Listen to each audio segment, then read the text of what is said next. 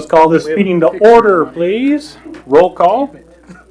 Showalter, Here. Myers, Here. Howard, Here. Redlin, Here. and Thompson. Here. Please join me for the Pledge of Allegiance. I pledge allegiance to the flag of the United States of America and to the republic for which it stands, one nation, under God, indivisible, with liberty and justice for all. All right. Good evening, everybody. Everybody signed up for public comment this evening? No public comment. So let's move on into our consent agenda.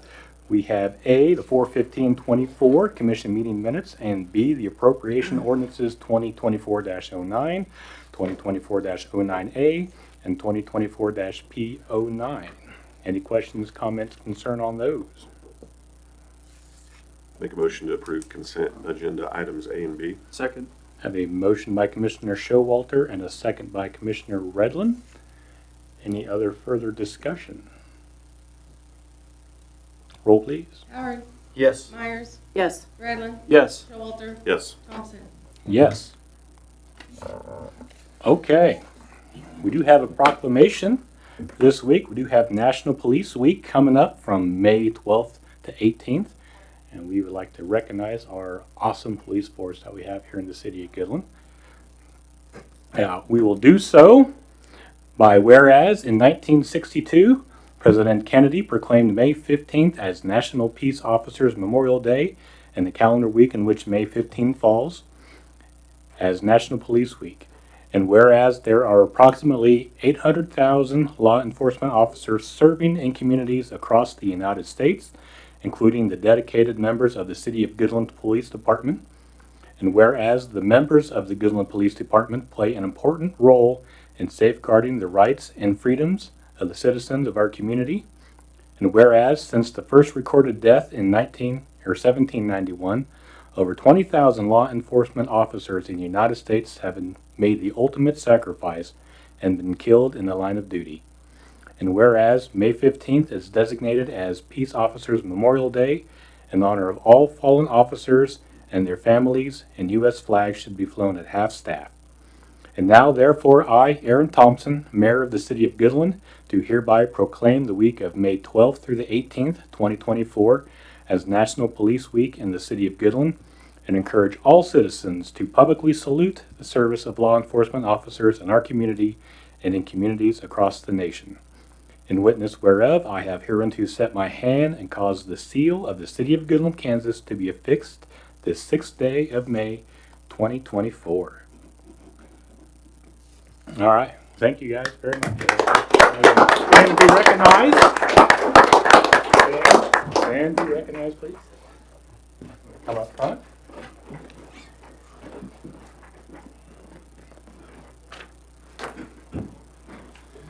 Jason, would you like to introduce the members of your department that are here this evening?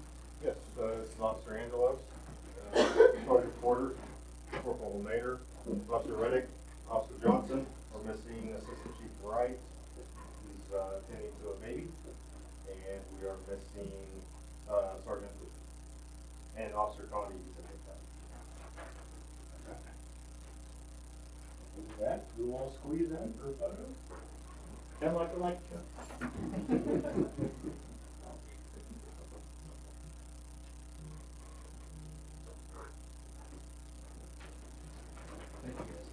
Right. Thank you. Everyone. Thank you, sir. I appreciate it. I missed that. We'll go the other way.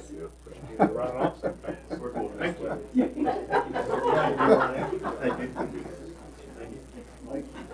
Thank you. Thank you.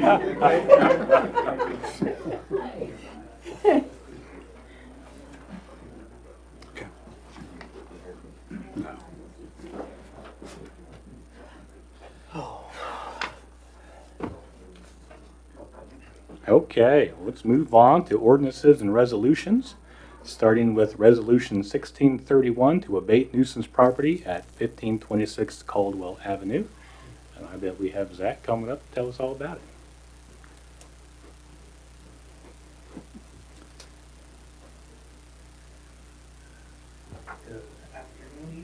Good evening. Evening. So on April 3rd, I sent a letter to the homeowner.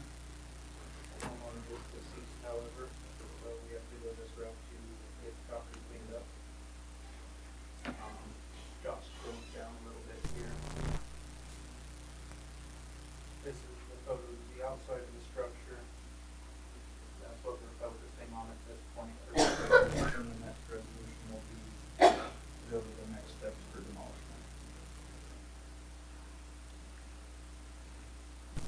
A little bit of everything as we go.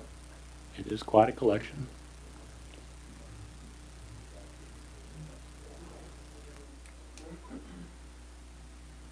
This resolution would give me the ability to put the invitation for bids out that steps when we go on and everything out.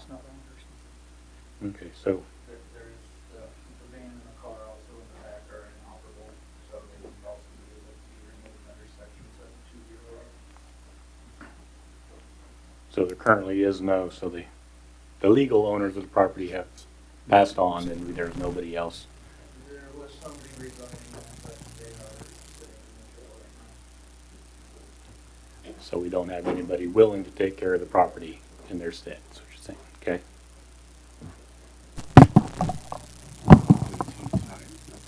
Yeah. All right. Does anybody have any questions, comments for Zach regarding this property?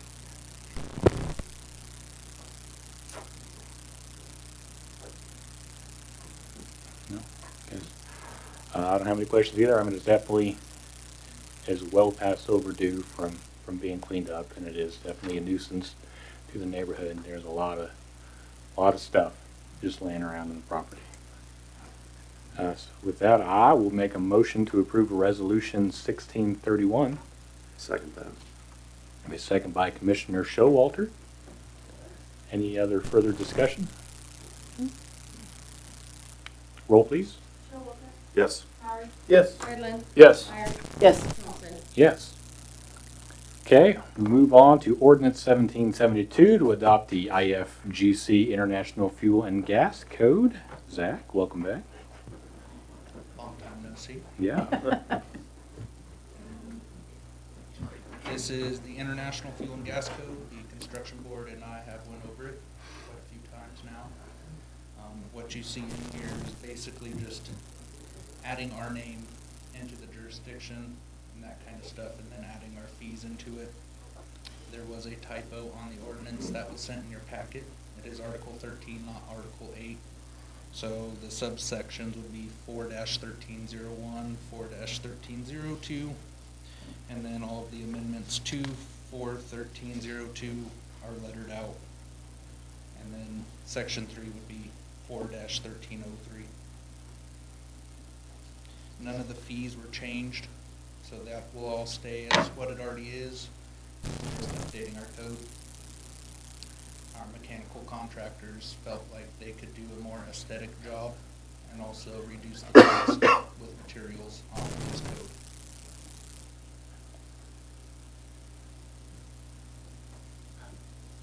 Okay, so anybody have any questions or comments on that?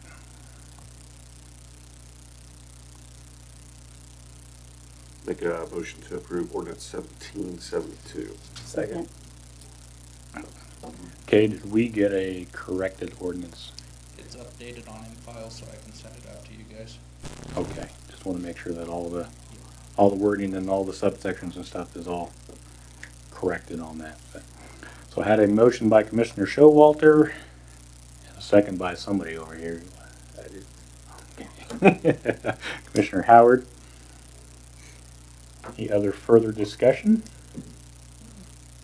Roll, please. Myers, Yes. Showalter, Yes. Howard, Yes. Redland, Yes. Johnson. Yes. Okay, and then next we have ordinance 1773 to adopt the IRC International Residential Code. Zach? Wind was blowing so hard, I'm already back up here. Mm-hmm. This is for the residential code, which differentiates from the IBC, which we've already adopted. This allows it to be a little more easier for residential buildings, opposed to everything being built as if it were a commercial building. There's less restrictions on things. And some of the amendments that we made to it.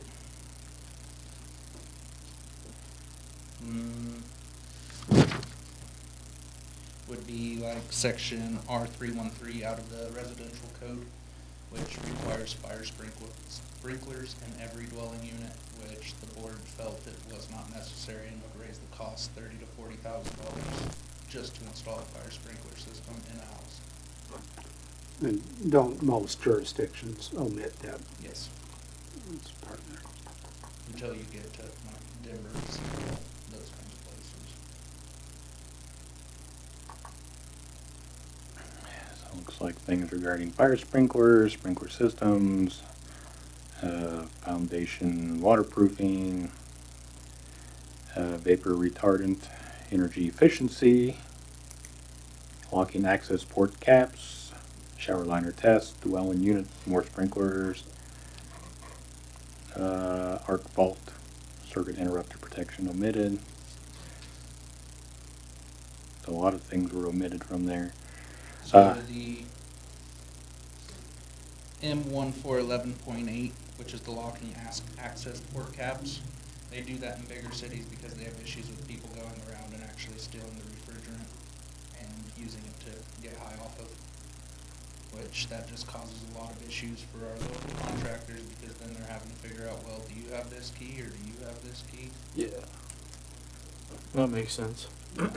When we get to the next page with shower liner test, that's really nothing that's ever been done out here and would just create unnecessary steps for everyone. The arc fault circuit interpreter, you're talking $30 to $40 for one opposed to just $6 for the GFIC. So unless it's required, absolutely required, you have to have that in every single portion of the house. A lot of the breakers are already supplied with that run in your service panel, so as long as it makes it back to your service panel, it's already going to have that protection.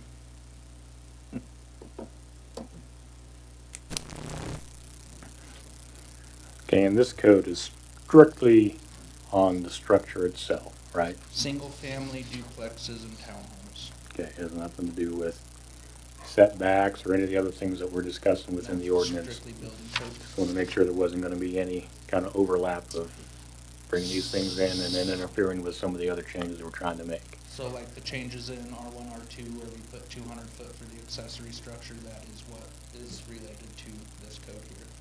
So it'll match up identical to it. The only difference would be in building height, but that's based off of what our fire department can handle.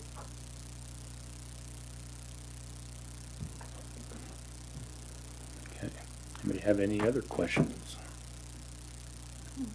I'll make a motion to approve ordinance 1773. A motion by Commissioner Redlin, Second? second by Commissioner Myers. Any other further discussion? Roll, please. Yes. Howard? Yes. Myers? Yes. Showalter? Yes. Thompson? Yes. Okay, moving on to formal actions. We have A sales agreement for the industrial park, lots 3 and block 4. It is just the one lot in the industrial park, lot 3 of block 4 of the industrial park addition to the city of Goodland. This has been discussed over the last couple months at several meetings.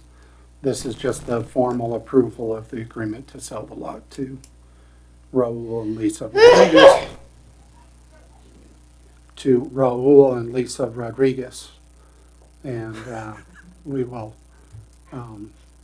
proceed Bless you. proceed with the contacting the title company to proceed with the other items need to be done to transfer the property. If the commission approves. Do you have any questions, comments on this contract? Well, for one, I'm excited to see some activity out there, get a lot sold and get a business out there. And hopefully this starts a snowball of activity out there and we'll get our updates done and improvements and be lots of good things to come, so.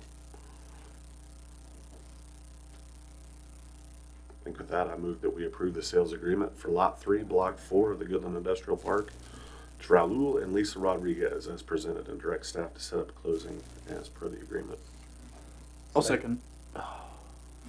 Okay, and that'll be for the amount of $30,000. We'll just get that in there. So I had a motion by Commissioner Showalter, a second by Commissioner Redlin. Yes. Yeah, that's fine. Any other further discussion? Roll, please. Showalter, Yes. Myers, Yes. Howard, Yes. Redmond, Yes. Thompson. Yes. Okay, moving on to B, we have the water tower maintenance. Kent? Or? No. No, you just getting ready? You just, Actually, Neil could probably come forward, but I'll start it off here. We had talked last fall about, first we had a presentation on different maintenance items, upgrades, repairs, and things that needed to be done with the different water tanks in town. The one that was most immediate concern was the power plant tank. We had put in for a grant from the Kansas Water Office at the turn of the year. However, they had about $300 million worth of asks on that grant. They were able to award about 10 million of that. So we were not one of those selected. Most of the selected parties were very small communities that obviously don't have any ability at all. So we went back to talk with Viking Industrial Painting, with Rick Penner, and to come up with the most immediate needs regarding the power plant tank. And Neil, did you want to take it off from there as far as what was proposed? We just went through some of the needs that were more immediate than some of the others. Kent and I had had some discussions about that, and we figured that the roof was part of it, the bases were part of it, moving the entrance and the ladder so they could inspect it this time around, and then the mid-rail that needs to be up there for safety. That's kind of the highlights of what really need to be done, in the spider Rods. rods that are inside, getting those out and actually dropping that roof down and sealing up the gap around it.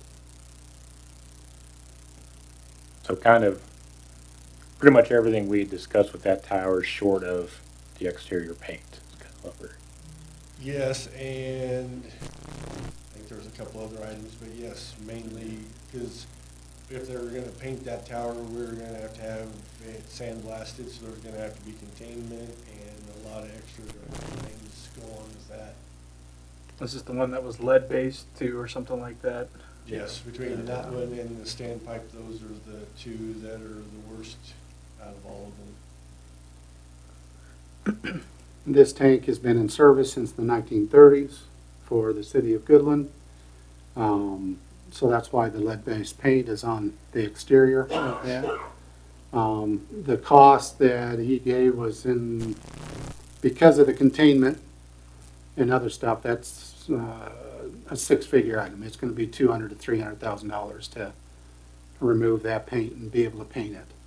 Both, and then also paint the inside, the interior. You end up having to do both at various times. But these items that we have here is for $69,000 and $69,100 is what the estimate given by Viking Industrial Paint.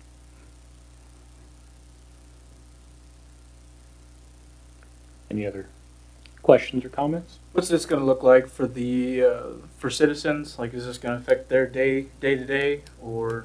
It won't affect anything. Okay. If we have to drain that tank, we got two big tanks plus a standpipe that we can run off of for day-to-day, long as it's not middle summer when they start. If it middle of summer, then it's probably gonna have to be backed off a little bit. Did they give an estimation?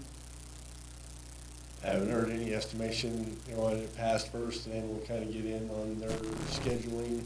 'Cause I'm sure they've got a lot of things on their schedule. Okay. Once we get scheduled, we'll know a little bit more. So it'll probably be closer to fall, be my guess. The items that would be critical as far as draining the tank would probably be the interior handrail, internal to the tank, removing the spider rods, and then sealing the top, seal welding the top of the tank to the rest of the tank. Those items, the tank will need to be emptied, but that's why if it's end of the summer, or early fall, it should work out just fine. I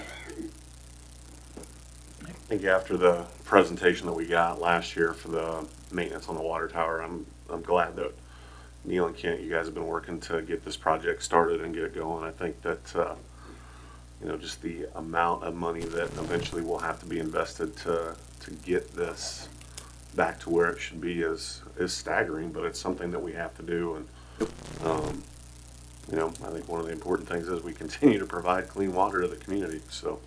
And it may seem like an awful lot of money, especially the painting, $200,000 to $300,000, but for a similar size tank, it would end up probably between $1 million, $1.5 million minimum to start with a brand new tank.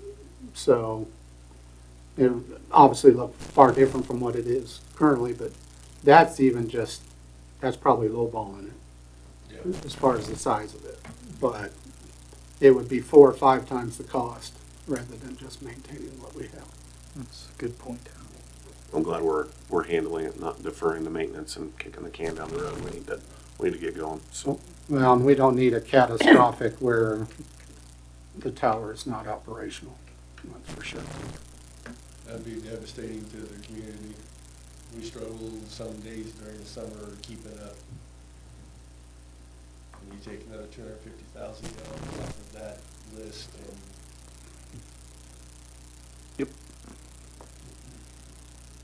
Any other questions? I'll make a motion that we approve the proposal as presented by Viking Industrial Painting for the upgrades and repairs on the power plant tank in the amount of $69,100. Second. I have a motion by Commissioner Showalter and a second by Commissioner Redlin. Any other further discussion?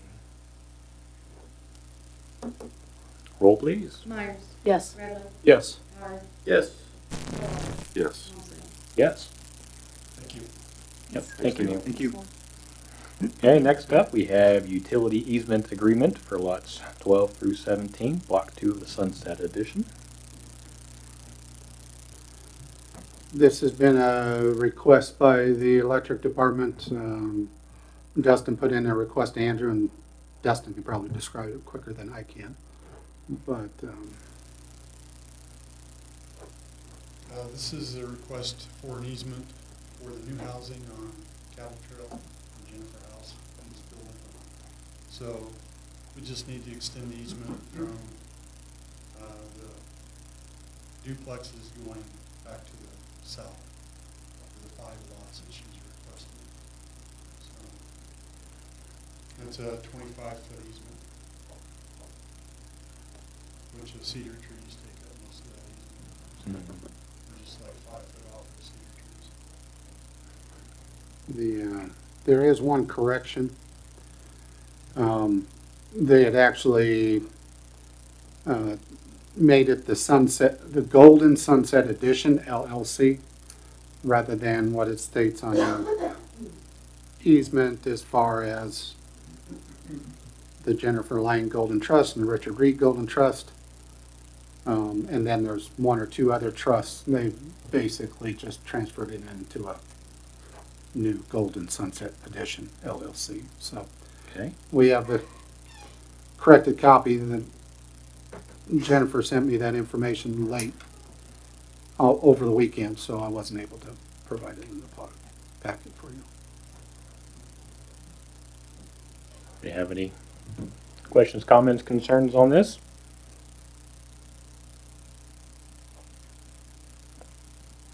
Move that we approve the easement agreement for Golden Sunset Edition LLC for a permanent easement over, under, and through the described real property for the construction and maintenance of utilities on above or under tract of land particularly described as lots 12 through 17, Block 2, Sunset Edition of the City of Goodland, Sherman County, Kansas. That was very nice. Wow. It's like I had it memorized.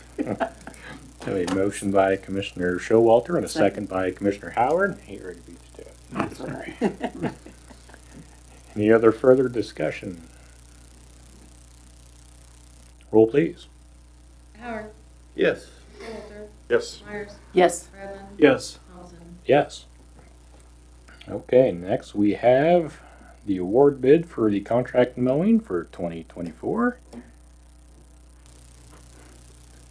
Zach? So we put this in the newsletter starting in February to try and get people to bite on it, to see if there was other bids that would come in. This was the only one we received. It's a little bit higher than last year's. I mean, it's a lot higher than last year's. Kent and I have talked about it many times and trying to see if we could split it up between our guys. And then some of it go to him, but they're already so busy. And most of our equipment wouldn't work going into people's backyards. They're not designed for that.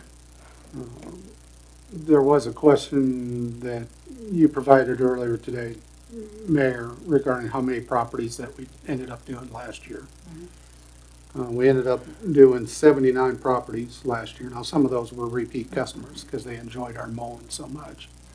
But only 16 of those,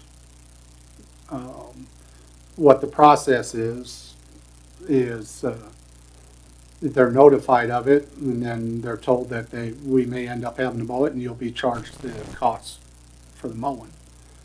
And then once we receive the bill from the contracted party, then we send them the bill, and hopefully they'll pay it. If they don't pay it, then it's assessed to the property as part of their additional costs on taxes. Only 16 of the 79 properties ended up paying the bill. Well, at least initially, it gets charged to them additionally. The total cost that we had last year was around $8,200.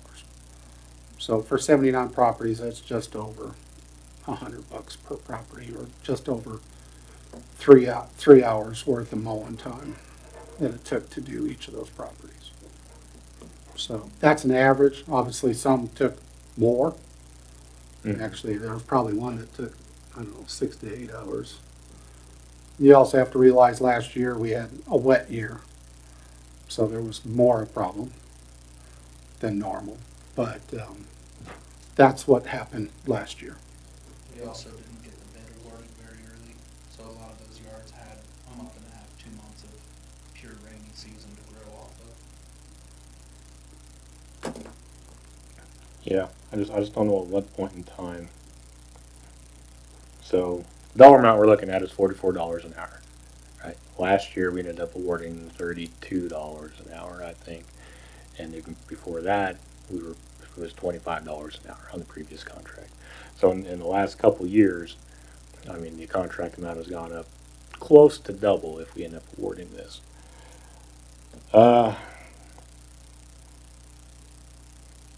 You know, I do think that maybe at some point in time we need to look a little closer as to what it would take for us to take care of this in-house if things keep going in this manner, especially if we can't get any other people to competitively bid against each other for this contract. I don't want us to be held in a point where we just have to automatically award whatever dollar amount to whoever wants to do it because you only have one person as an option. With the amount of money that's paid out compared to how much we get in, receive back, we do get some back on the property taxes, I'm sure, but then there's also a bit of that where I'm sure we end up never seeing back on the property taxes. But it's probably still a small enough amount, and the bid is reasonable enough just with the cost of things to maintain equipment these days, because it is really hard on equipment, and it does take a lot to maintain it. It's probably not completely unreasonable, I think anyway, at the $44 an hour. But I just want to maybe in the back of everybody's mind that if we do this again next year and then we're looking, a pretty impressive increase again, I will probably push a little harder, at least me, I don't know how everybody else feels, but to look at other options to take care of this issue. It's, and it depends on the yard. Obviously, some are worse than others. And the number of items that can be in the yard that can damage your equipment. That's probably the biggest concern, is trying to locate the problem areas where that could damage your equipment before you actually end up finding it with your equipment. I'll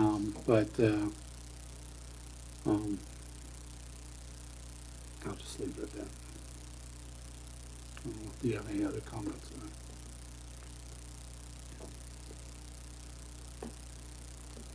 Any other questions, comments, or concerns? No, I kind of lean towards what you're stating. I think if it gets any further, we can probably afford to get somebody else to take that in on our side of things, plus equipment.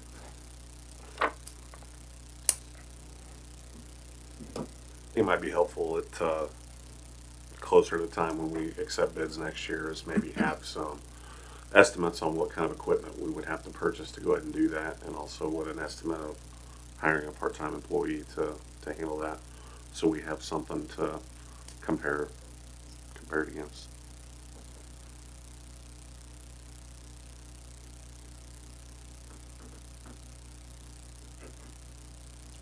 Okay, I guess with that, I will make a motion to approve the mowing contract services for the current year with Damon Rickard for the amount of $44 an hour.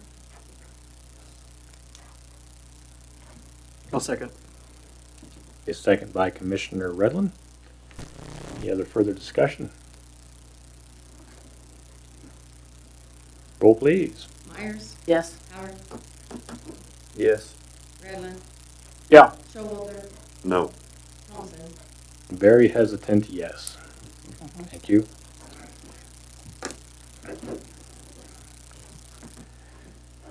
Okay, next up, I'm going to add a item to the formal action for a circulation pump for the power plant. Okay, Ask for the assistance from Director of Public Power, Dustin Bedore, regarding engine within engine number 8 at the power plant. Unit 8 is our largest unit, produces 5 megawatts, which is about 1/3 of what we can produce at the power plant. We have a issue with the circulating pump. The pump and motor date back to 1972. We tried to get parts for it, but had a really tough time finding parts for this motor. Did locate some. The estimate for the parts came in just under $12,000. They did look at replacing the entire motor and pump. Had 2 different bids on that. JCI out of the Garden City area came in at right under $23,000, and included equipment came in at a little bit over $36,000. We are nearing the summer, and if we take 5 megawatts out of our load, there could be a possibility that we will not be able to hold the entire town. So our peak last year, I believe, was 12.6 megawatts. And any of these estimates run from 6 to 9 weeks on delivery. So that actually doesn't sound too bad. it would if it was maybe like September. Yeah. Right. Yeah. But it's kind of frightening to have an outage and not be able to, try to pick and choose where we're moving people off. Yeah. So, I mean, at that point, we'd be looking at rolling blackouts probably. But We also, I mentioned to Kent that we have our capacity testing coming up. We have to do once a year. And so we'll have to pull that 15 plus megawatts or we're going to get dinged on our capacity payment. So, but that, we can test, I think, through September. So this 6 to 9 weeks shouldn't be a problem. And we can install in-house. So I have a labor there tonight we can install. So this is kind of been a headache. I mean, it's not like just looking online finding parts. Like I said, it's a 1972 motor and pump. It's pretty well done what's supposed to for longer than it should have. So. Yeah. The main concern that Dustin expressed, or why staff is recommending the entire unit, is we could take these replacement parts, end up running the pump and the motor again, and then something else crack on it, or something else cause a problem. Since it is an original unit, it's run for 51, 52 years without an issue. But rather go ahead and replace the entire unit with the base and the motor at this point, rather than taking a chance of going ahead and spending 12 and then end up having to turn around within a short time frame if it would have additional problems. On the parts, what would the labor be on the parts to put it in? To fix it, just on the parts part? For our guys to do it? Yeah. I don't know, we're kind of paying them anyway. Yeah. Right, hourly yeah, rate. but trying to figure that in towards Well, just a ballpark figure. I don't know, because none of these, I don't think any of these people quoted installation. They just quoted the pump and the motor. Right. So I think when Chris and I talked earlier, they were thinking that they could possibly have it done in a week, 7-day work frame, somewhere in there. There might be on one of them, I think the pump set a little bit lower than the motor, so they might have to build some different shims and stuff like that. But Chris is one of the better welders I've ever seen, so I have no problem fabricating something for that motor mount, pump mount setup. So I don't know. I mean, if you're figuring per hour, you're going to have 2 or 3 guys working on it instead of an operator running the plant. So Okay. I can get those figures for you. I think, I'm guessing what you're trying to get at is it would take more labor hours to disassemble and rebuild than to just replace. So yeah, it's in pieces right now. Yeah. Because we took it apart thinking, well, we could just, get some stuff, put it back together. They took it apart. I think they went over to Colby and had some stuff machined, and it won't sit in the seat the way it's supposed to. And so we had another big puddle of water on the floor ready to clean up. And so we got on the phone and started making phone calls, and that's the problem we hit is like, we start talking our motor and they start, Right. they gotta keep going back to figure out where that was. So unfortunately, I mean, that's a good thing. I mean, even before, well before I took over the power plant, those guys have maintained that, top notch. I mean, we go to conferences and everybody's bragging about our power plant, but we don't have to. Other communities brag about our power plant. So we talked, and it's like Kent said, I recommend going with the JCI bid just because we could put it back together. And I heard back here about a half hour ago talking about impellers and the price that he's having to pay at the swim pool for stuff. And he was mentioning about $5,000 for the impeller. Yeah. So, and what I know about impellers, I looked at it and was like, yeah, it looks like it's had some wear, but I don't know. Right. So we could put it back together and it might be 2 weeks and we're pulling it back apart. So, and yeah, we double or triple our labor on it, so. I'm curious, this JCI bid for the Aurora brand and then the Fairbanks, am I imagining this, but aren't the other equipment in the power plant, they're all Fairbanks motors, are they not? Yes, Okay, is there any, is there any benefit to keeping all the equipment the same brand? well, I think you could argue that. I don't know if it's the $14,000 argument. Okay. Chris was very, he was the one that kind of sold me on the JCI, just because of the cost. I mean, we're looking at cost too. I mean, we don't, just because it's Fairbanks, I mean, Fairbanks is a great brand. I mean, it's all of our engines, but anything Fairbanks put their name on is gonna be top dollar. Sure. I'm not gonna pay $14,000 or have you come up here and say, yeah, it's just Fairbanks, that's what we need. You know, because we're trying to figure out how we're gonna pay for it in our budget, so. Which, we looked at, we have money in our, equipment maintenance, and, hopefully, we have money left over in our power, purchase, which, last year was a little bit lower than what we budgeted.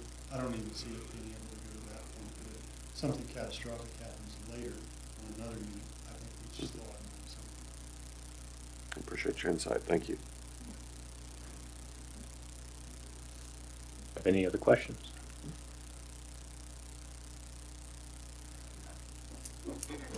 I make a motion to go with the JCI bid in the amount of $22,993. A motion by Commissioner Showalter, Second. second by Commissioner Myers.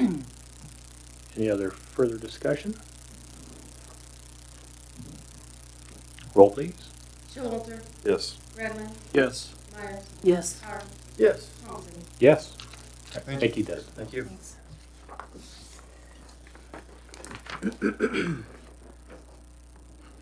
Okay, let's move on to discussion items.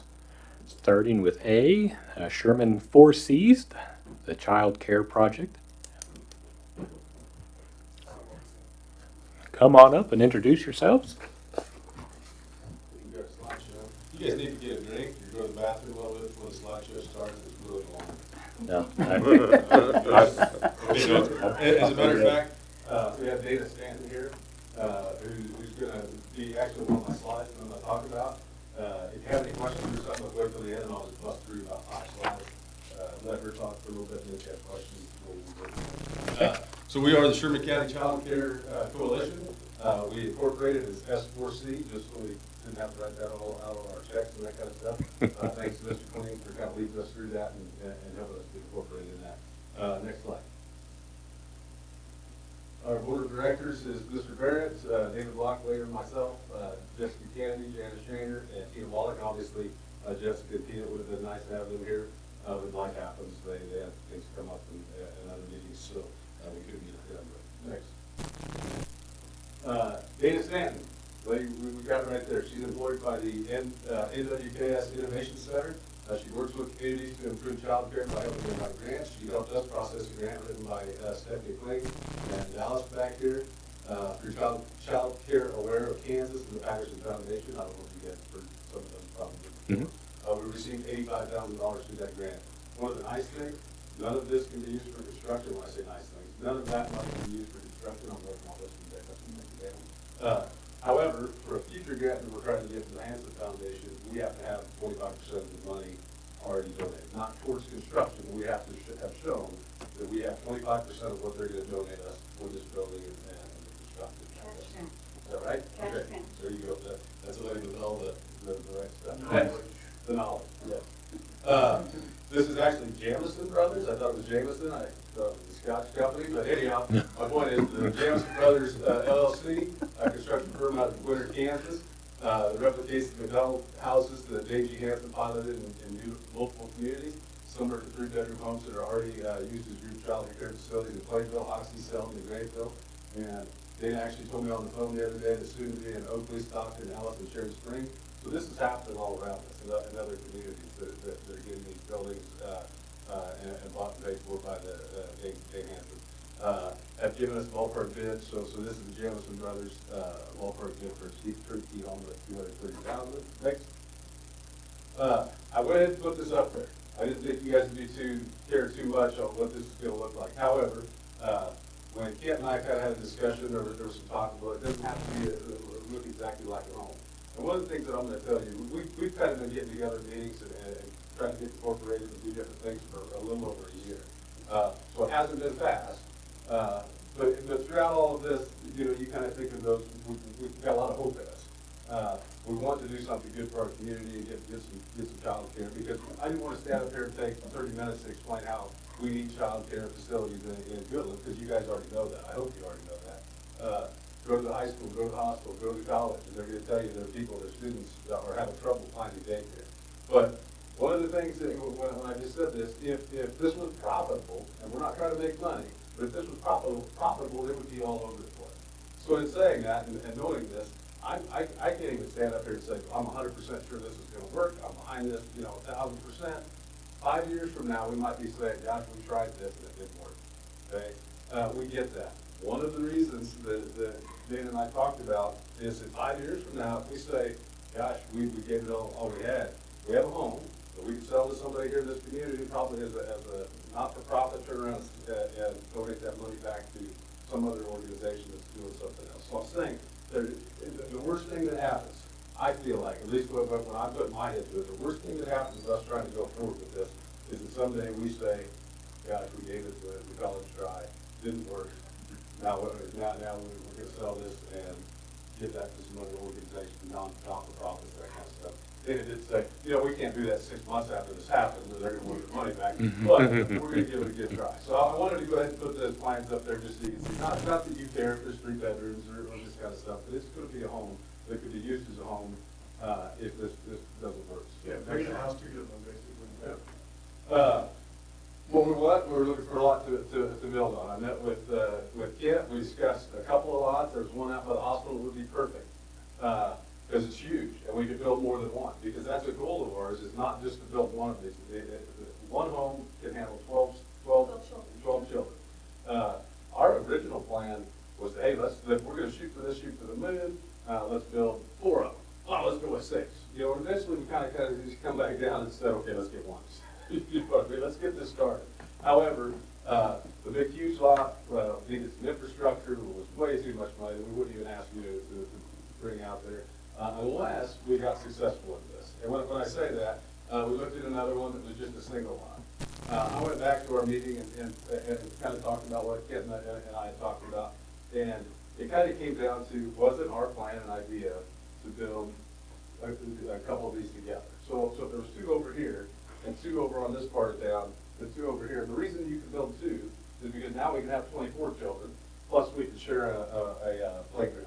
We can share some different things. One of the things she brought up is a food provider could work in one place and cook the food and bring it over to the other place, and wouldn't have to drive around town and all that kind of stuff. And I'm going to probably get into too much detail. So anyhow, when we get down here to the end, anyhow, I already told you we were taking big, but we're going to go ahead and start slow. What my question to you is, can we work out some kind of an agreement, a gentleman's agreement, I guess, I don't know if it's city-wide, you probably can't have a gentleman's agreement. You get approved for this grant, you've got the money, you can have a house built, brought here, put down, right here, for child care,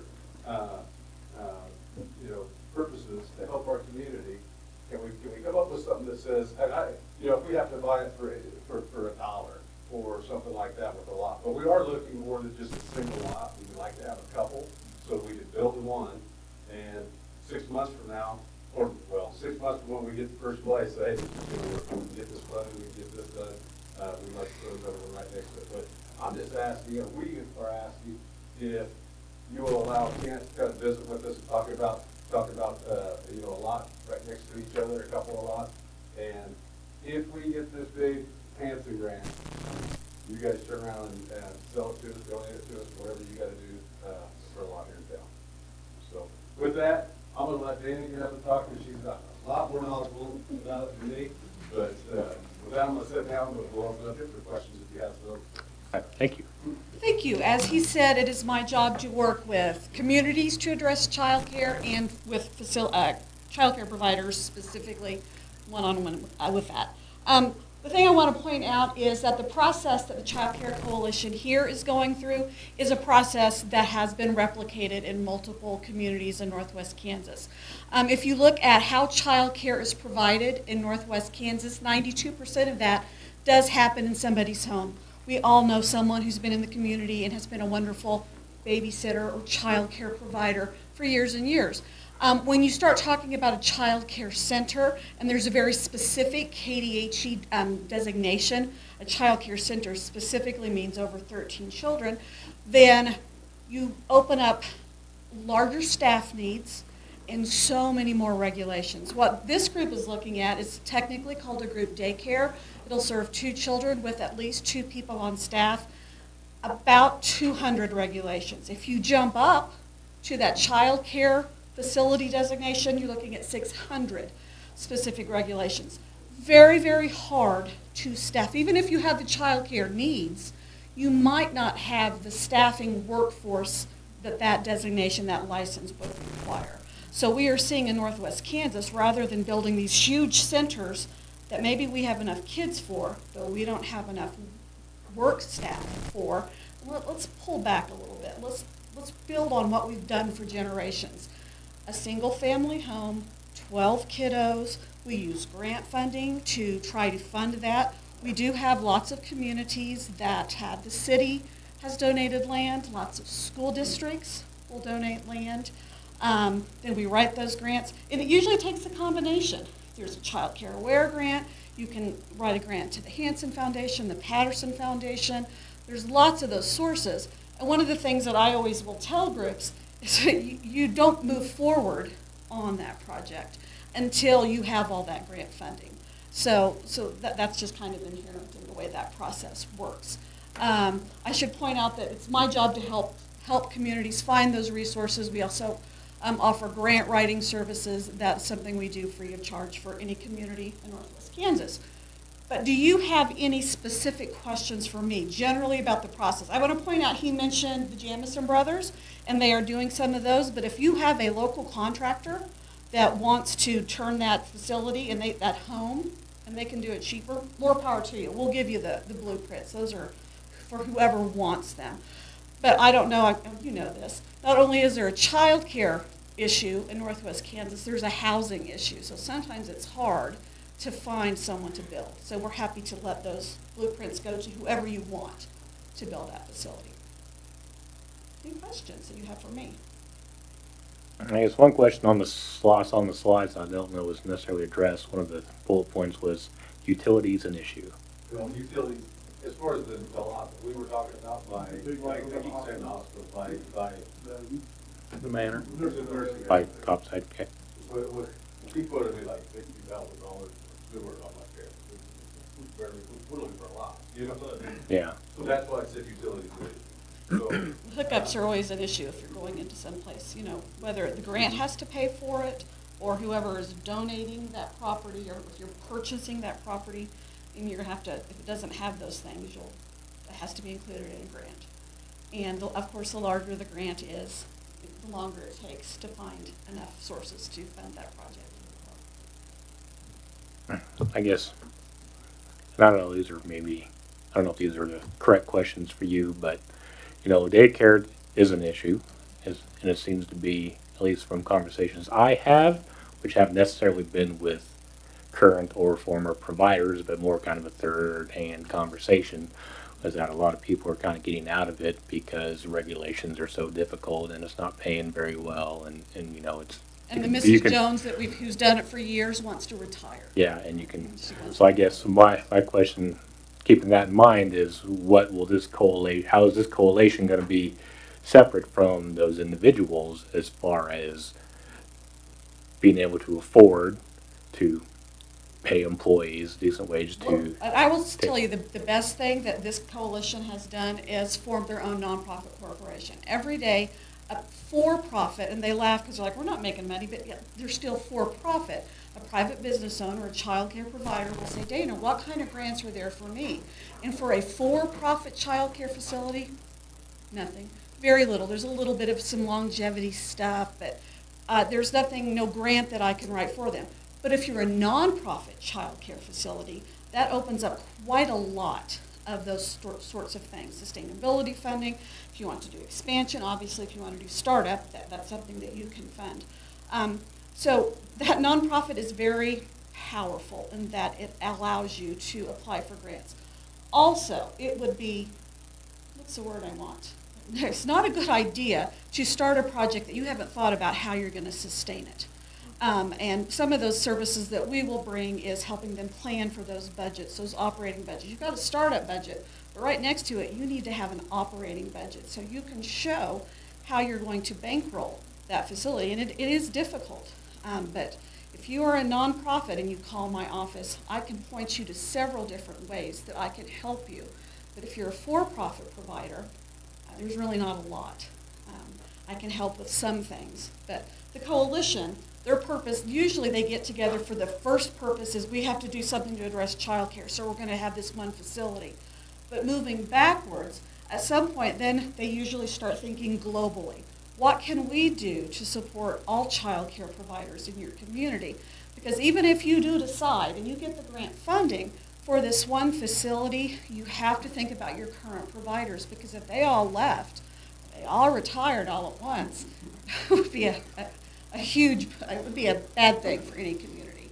So in the long run, when I look at all these coalitions, yes, we're addressing needs, a lot of crisis needs right at the beginning, but we need to pull back and think, what can we do to benefit all providers and make it easier for them to stay in business?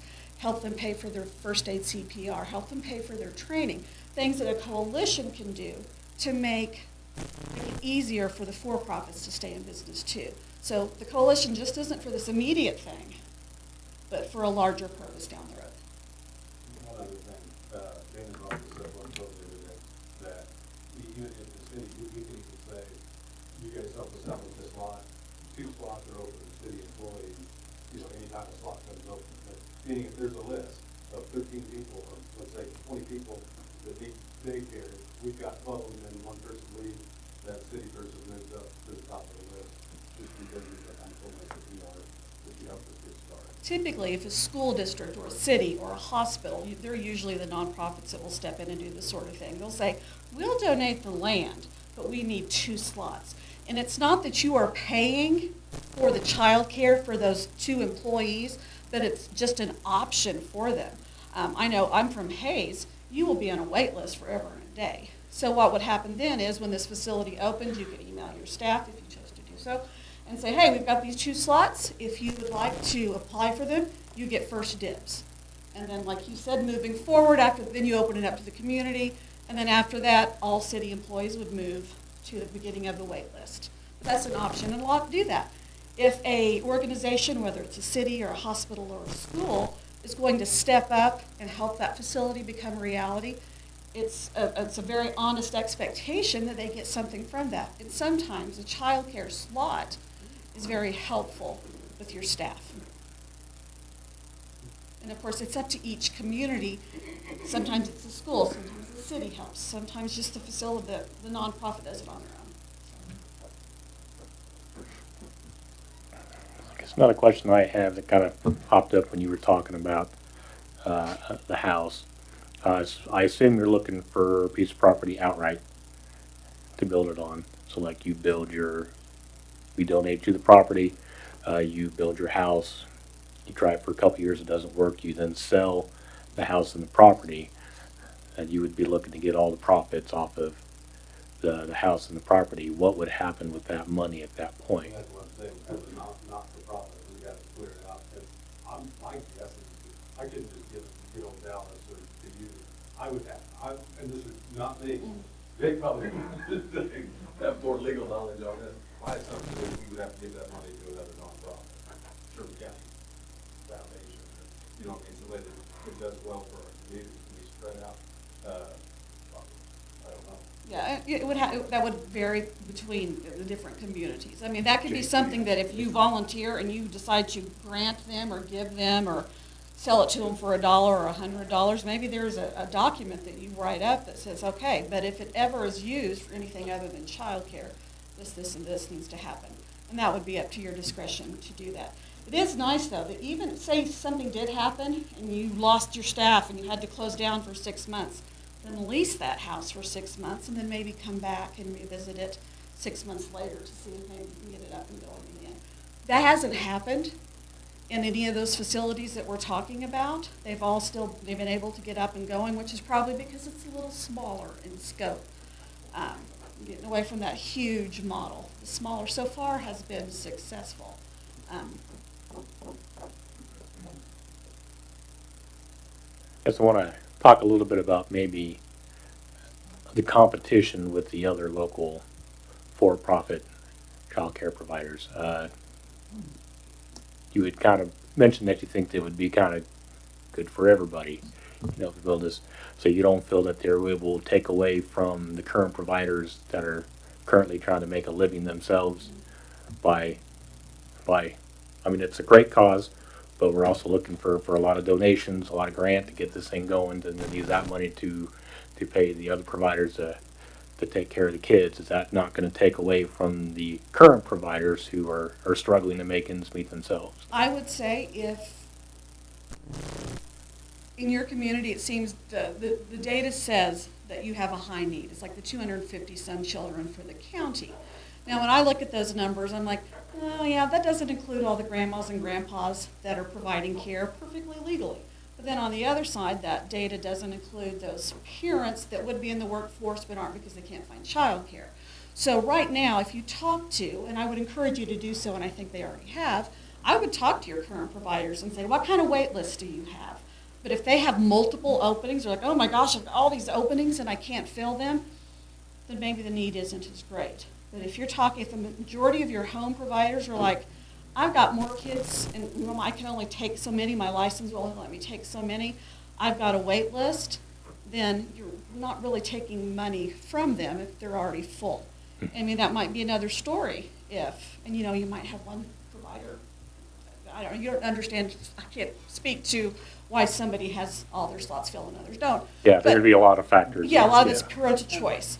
But if the majority of those, if you call them and say, oh, I have a wait list, I've got a wait list, and you're going to see lots of infant slots are very hard to fill. Like, yeah, I don't have any infant slots. In the last a little over a year, there's been 6 or 8 other people that have kind of rotated into meetings meeting with us. I cannot sit here and tell you I talked to another daycare provider, but there are other ladies on there that have and talked in those meetings about how they've said, yeah, we've got wait lists. I mean, early on through turn people away. Early on through the process, we worked with K-State who has provided service for surveys, and they did the survey for us in the county and community. And the numbers were astounding as far as the amount of daycare that we could provide this community still not have enough. So, Not going to go farther down that way. I'm going to tell you right now, in one house, you're not going to make a drop in the bucket. yeah, that's what the stats say. Right Yeah. now, our community sits at about 1 in 1 house. And we just lost 2 daycare providers this year, starting this year. Okay, yeah, and I mean, that's kind of what I've heard, but I personally don't have any skin in the game for daycare anymore, so I don't know, but. And I'm usually kind of the prophet of doom because I've seen a couple that got gone too big, and it's not that they don't have the kiddos to fill it, it's the staffing. The staffing is so hard to find someone. Once again, if you're with a nonprofit, you can bring in some longevity grants and some things that for-profits maybe can't do. But also, I almost guarantee that you have a for-profit provider out there who is running her business out of her living room, out of her house, and she's so tired of that. She wants her home back, and she would love, and she's even contemplating leaving childcare because she can't stand it, her husband can't stand it in her house another day, that you might be able to, say she served 6 kids in her house, but then you get her to run this new facility. Well, she brings her 6 kids over. She adds 6 additional kids. She hires that one more staff person that she needs. So that way you're gonna help that one provider, that for-profit provider as well. And that would be the first place, any community I tell them to talk to, is talk to your current providers. See who is out there now who would be willing to help you with that expansion. Because I can't say enough, if you don't address them, you have a bigger problem. But yeah, it'll be a drop in the bucket, but it's a positive step forward. I think I would say that just from my workplace, we have one employee that has to work from home because she can't find daycare. We have another one that for 6 months had to have a playpen by her desk because she couldn't find daycare. And we have another employee that can only work 4 days a week because they can't get daycare on Friday. I don't know that it would be inappropriate to say that daycare is a crisis in this community. That I honestly can't think of a better use for property that we could donate than to try to tackle this problem. We've identified it not only through the Community Foundation and their strategic doing meetings, but we've identified it in our work sessions. I mean, I don't think if we don't get on board and try to do something to assist, then we're not doing our jobs. You mentioned the strategic doing process that the Dane G. Hansen Foundation did. One of the takeaways they took from that, from every county that they did that, all their 26 counties, and one of the top 3 needs in each county was childcare, which is why that all filtered down, and now I have a job to talk to people like you about childcare and go after those grants and bring those grant dollars back to Northwest Kansas. Well, and I appreciate the way that this developed. I mean, it came from that meeting where people who, they're not getting paid, they're legitimately trying to tackle an issue that is facing the community that is a huge problem.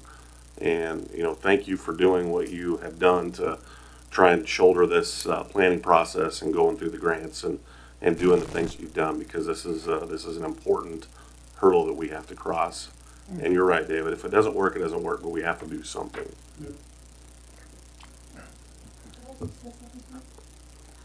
Thank you. Yep, thank you. So I got my elementary ed degree back in 1979.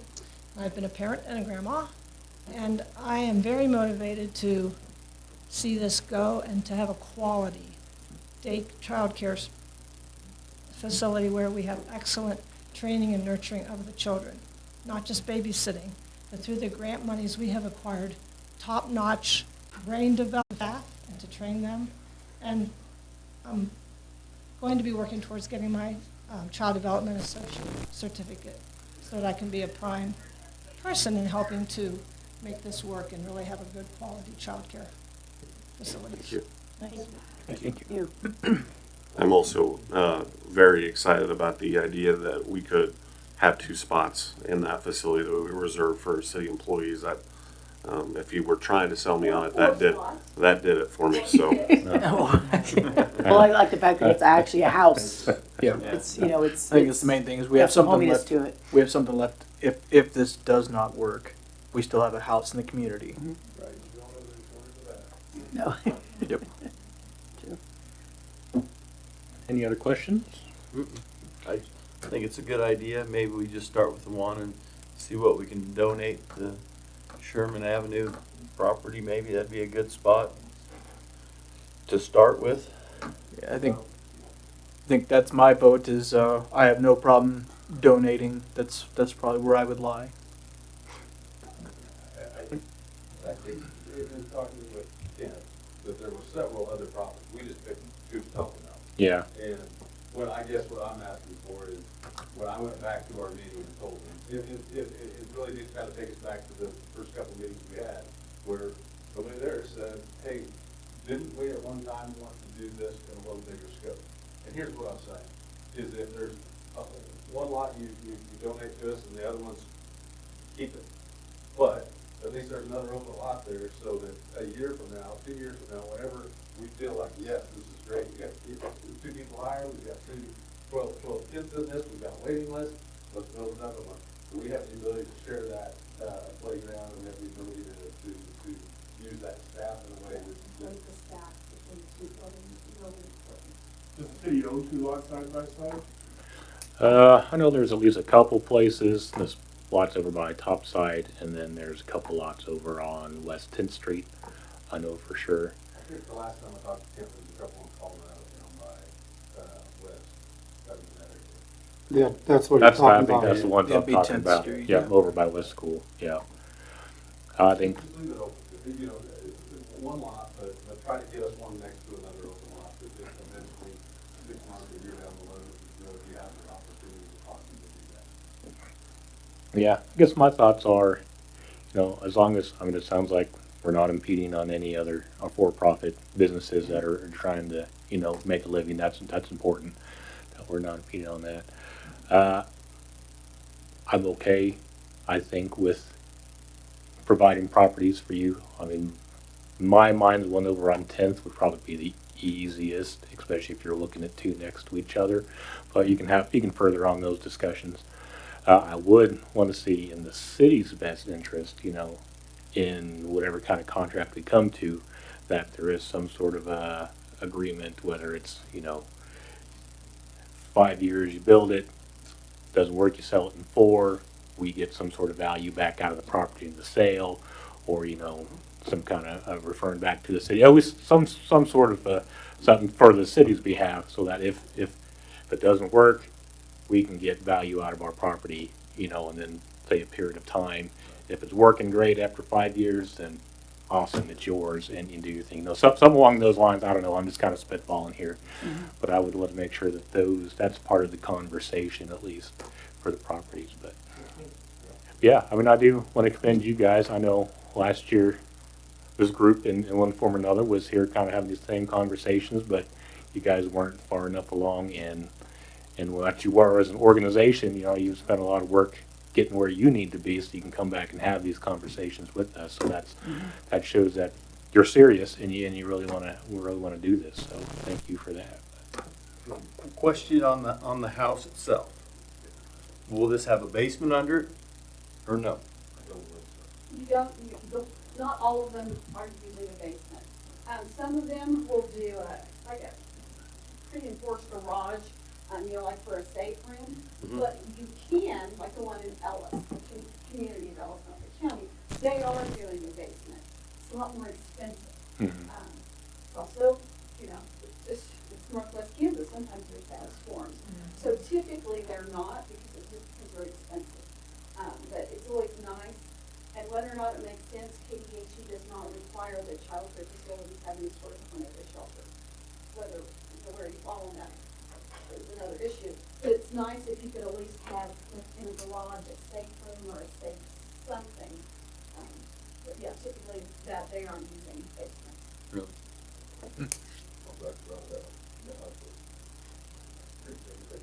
Yeah. Right, yeah. I Yeah. mean, Even it's in- Western Kansas, you never know. It's hard to license basements, usually in child care facilities because of the stairs when you have babies.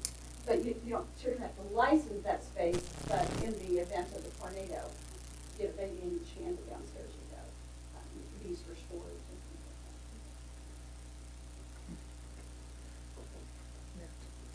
like that. Anything else? So, I feel like we're okay with them continuing conversations with Kent regarding properties? Yes. Yes. All right. Anything else from you? We will have discussions. We'll come back with either a proposal regarding one location or just to compare the locations and get your direction at that point. All right. We got 2 daughters graduating Saturday, so it won't be this Friday, right? No. Well, maybe you want to, based on all that stuff going on. Yeah, no kidding. I'll make a great meeting to have this thing. We're gonna have a meeting tomorrow. So, can I assume we'll be back on the 20th to visit, or? Yeah, at least preliminary. Let's talk next week and then. Okay. Yeah, that sounds good. All right. Thank you. I know, Thank you, guys. high school's gonna have a hard time following this. All right. Thank you, Thank you, guys. guys. Thank you. Yeah, thank you. Okay, moving on. Next discussion item is with Bryce Cole regarding utility extension request at 621 Eustis Avenue. Bryce, if you want to come up to the podium and just introduce yourself and tell us what's on your mind. Well, my name's Bryce Cole. I think you guys had addressed a water tap probably, I don't know, 2 months ago. We thought we'd let you guys talk about it and then approach you. I'm just kind of here to answer questions on whatever you have. Yeah, and Bryce has a residence he's built at 621 Eustis Avenue. It is currently outside the city limits. It is within the service territory for the electric, so we do have to provide him electric service.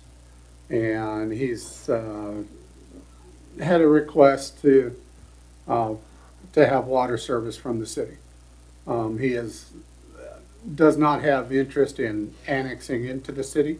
There is a process that's in the city code that says if the governing body deems it in the best interest of the city and its inhabitants and economically feasible, utility service from the city may be furnished to any tract of real estate outside the city's corporate limits upon terms and conditions as set forth herein, and then it goes through a process. Bryce has been through this before on a previous residence, on different types of things in it. One of the situations that gets difficult regarding the annexation of the property is regarding the sewer service. It's not really about the water service, about the sewer service, as far as the extension of the sewer is coming from the alley that's on the other side of Eustis, and would be an expensive extension, basically extending the sewer main from that alley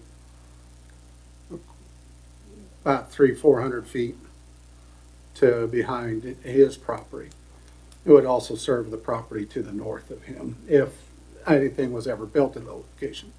Thank you, Josh, for bringing that up. I don't know if I'm in the right location. Yeah. You're pretty much there.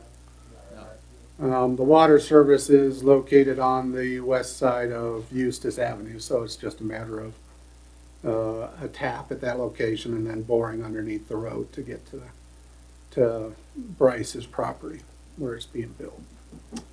And what we have regarding the sewer extension is that it does state within the code that any property within the city, especially any new property, needs to be connected to the sewer system. So that becomes a complication. It becomes a little more difficult to do. The water service is pretty easy to do. Bryce and I have had a couple discussions, and it's just trying to make sure that the properties, we do have a few properties outside the city. We have some on 8th Street. We have some on the Caldwell leading to the airport. We have some down in the Armstrong addition on the south side of town. But that's probably about the extent of it. Obviously, we have properties that we de-annexed at the Goodland Energy Center just last meeting. And we're not going to, that's 3 miles of line. This is only a few hundred feet. There's a little difference in cost to be able to do that. But Bryce and I have had discussions about whether the property to the north, because he owns the property to the north of his property, and that's why those discussions came about, whether there would be any development to that. But, and that became part of the discussion, but that really wasn't on regarding the initial question about extending water service to the property. So, that's what the discussions have been to this point. So I will say, in the past, I've annexed 5 different properties into the city of Goodland. Brian and Kelly James's house was originally Jessica and I's. We had a cesspool that caved in, and we had 2 options. We could put a septic or tie into the city sewer. It was actually on 8th Street, so it wasn't that far of a shot. So we went ahead and annexed in for that. My cul-de-sac on the north end is all the infrastructure's all set up to go to the south, right towards this new home of mine. So when we developed that, we actually worked with the city on a cost share basis to set up the infrastructure to develop along Eustis Street. I look at it, I mean, if we look at a sewer to my house, I mean, we're talking $60,000 to $100,000 for my house. I mean, it's not going to work for me right now. I'm not afraid to annex in down the road. Once the infrastructure gets to my house, I mean, I've proven that we've done that at least twice with the 2 homes that we built. So, I mean, there's peace of mind being on the city sewer versus septic system. So, not afraid of that. We're probably quite a few years away from that. It just depends. I mean, Goodland, apparently, we have a housing shortage here. So, this is one of the properties along Eustis Streets that's probably going to be developed fairly soon. So, Josh, could you widen that out just a little bit to show between? if you go to the north with it. Yeah, just a little bit north. So yeah, so if you see the green up there on the 4-house cul-de-sac, I mean, it kind of lines up with the back of our house, and everything's designed, electricals along the Eustis Avenue. Everything else is the green and blue lines that potentially will move to the south. I think, Neil, the sewer is approximately 12 feet. Is that right? Kind of northwest of my old house? Versus 5.5 feet up here on 7th Street. So 5.5 feet's not going to service a basement house anyway. So why put one in? Why spend the money to put one in when it's only going to serve the purpose of our house, because we're built on basically slab. So really, the infrastructure needs to come from the north. So. I would like to have water. I already have water on the lot. We put water in 2003 for the Precision Ag building and all of our farm shops out there. So I already have water about 50 feet from my house. Really, I want to kind of have a standalone water for my house. If something ever happens to us, the kids can sell it. They don't have to worry about, negotiating with or the college or whatever on the water. Well, and it's actually, separate parcels, separate purposes. Right, exactly. So I guess Questions? my first question, is why are you against annexing this property? Because I can't afford the sewer. There's no way. Have you priced sewer at all? Because it's a fortune.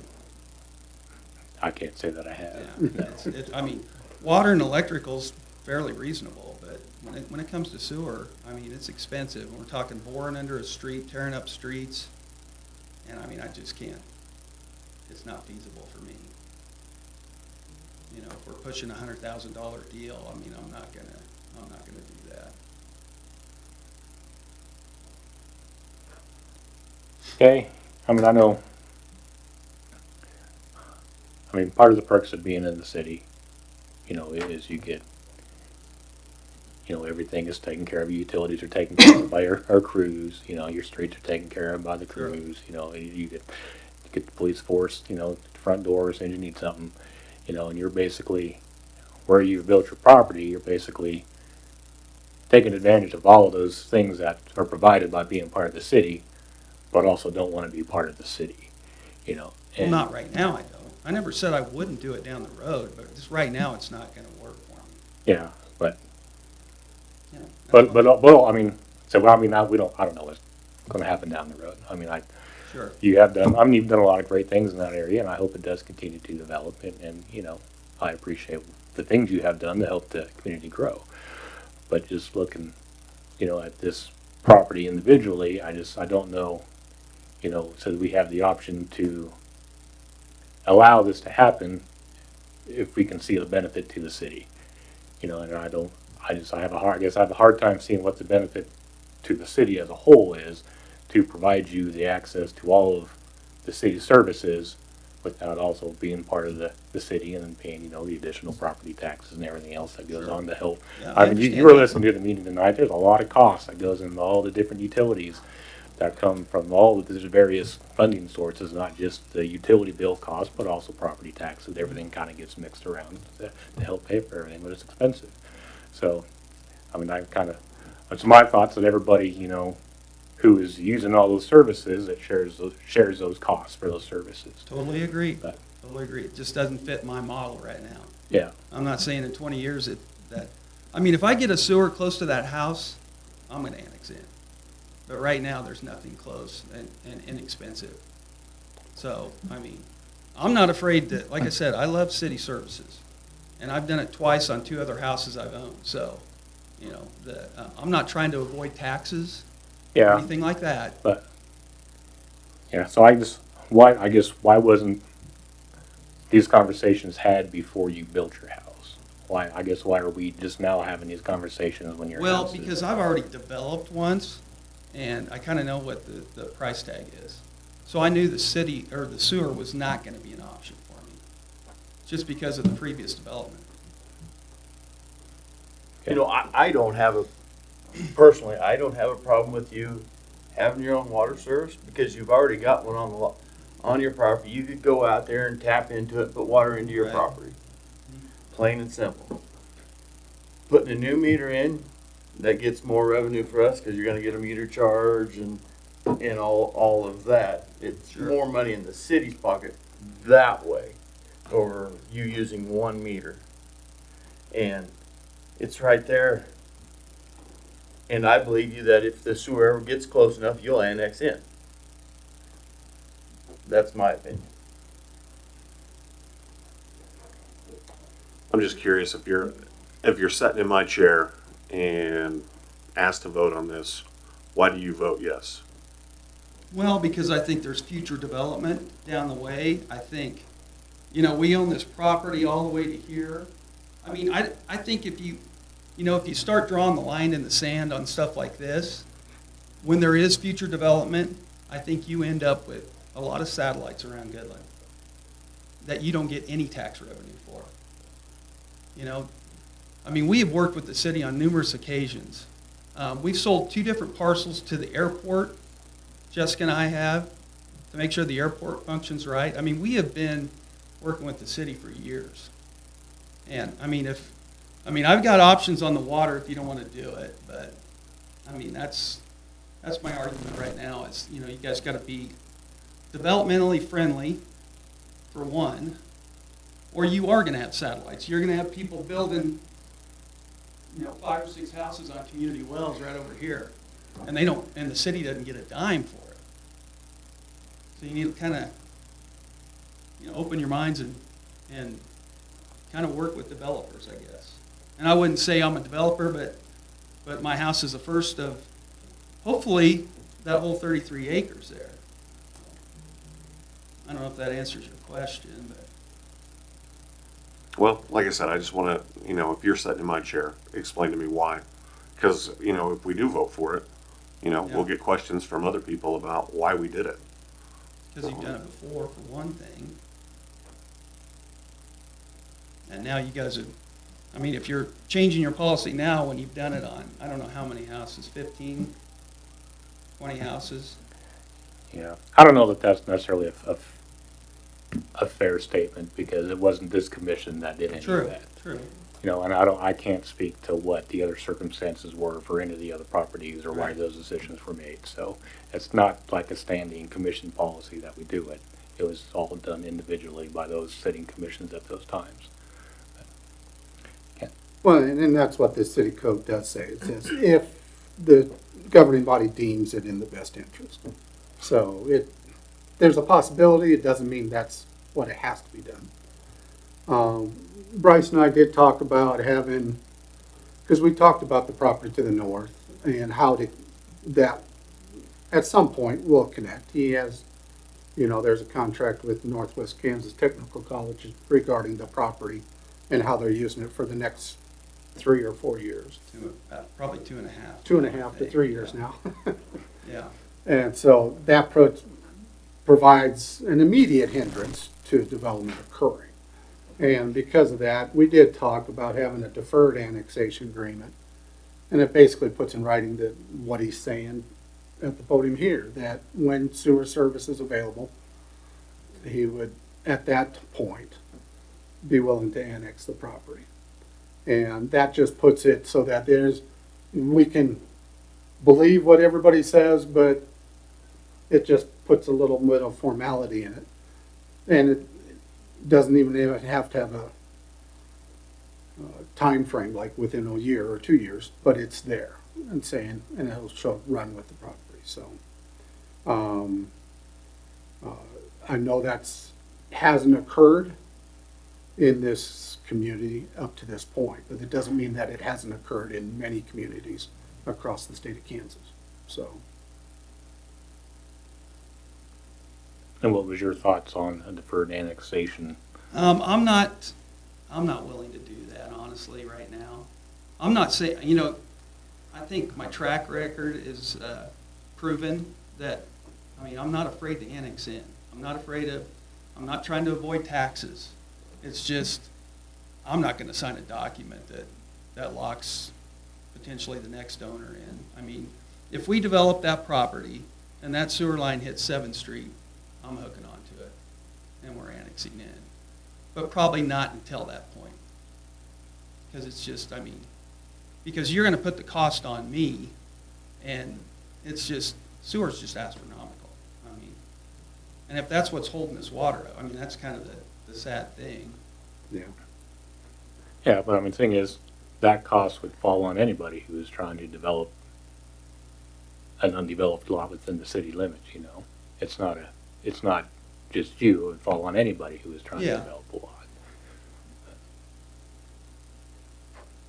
But an undeveloped lot in the city of Goodland usually has infrastructure sitting right behind it. That's a whole different animal. When you're tying into a sewer line that's in the alley, that's a different deal. Yeah. Crossing, going basically a block and a half or 2 blocks with it for one house. No.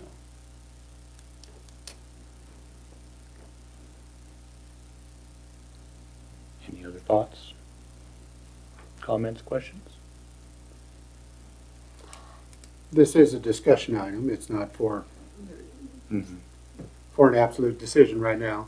I know Bryce needs an answer fairly soon regarding it. But we wanted to have the discussion item to come and present it and present a formal request. And so that both staff and Bryce can pursue this process that's in the code or whatever process needs to occur. So Kent, what are you saying? So this is just a discussion, or are we actually voting? Because I'm about probably a month and a half away from Needing the this water. house. What's that? From needing the water. Yeah. Well, it's for discussion because I don't have a specific yes or no question for them.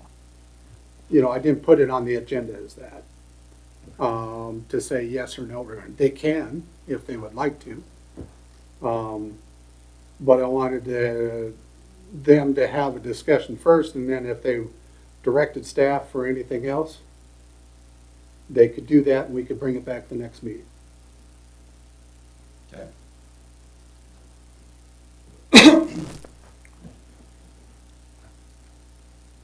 Any other questions, comments? No, lots to think about.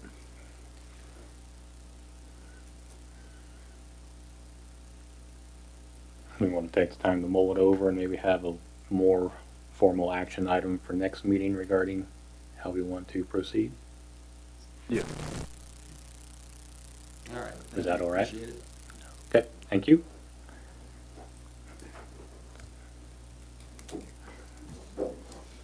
Okay, next item on the discussion is for an alternative solid waste removal method for the 24/7 travel store. Mayor, members of the commission, Mark Augustine, the owner of the 24/7 travel store, is looking for an alternative method to remove trash at the Goodland location. due to costs and the mess left behind from the current procedures. He's stating he's paying quite a bit more than other locations regarding trash service.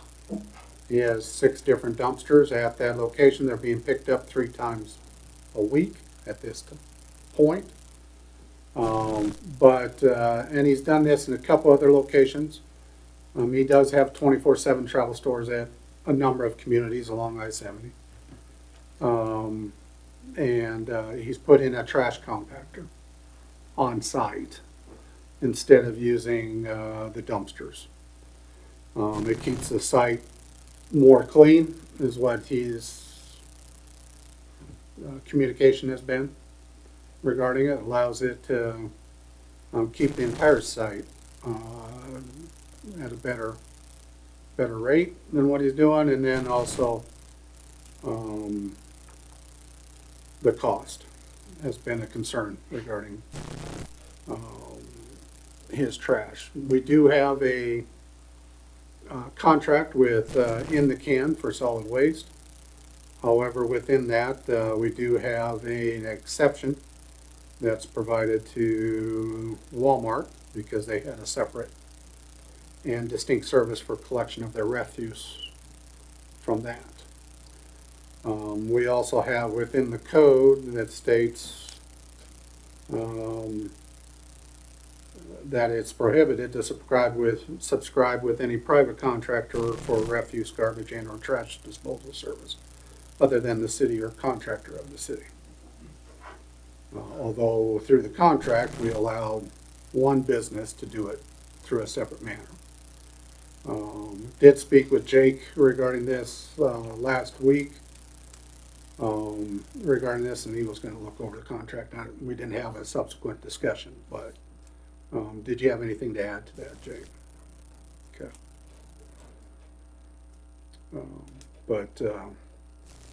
Just wanting an alternative method is not a method that's allowed through the current provider.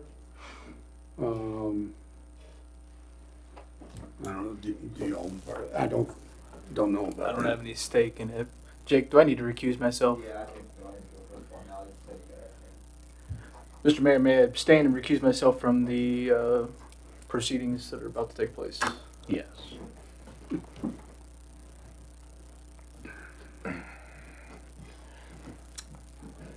So I guess I didn't get a chance to go back and read through the whole contract.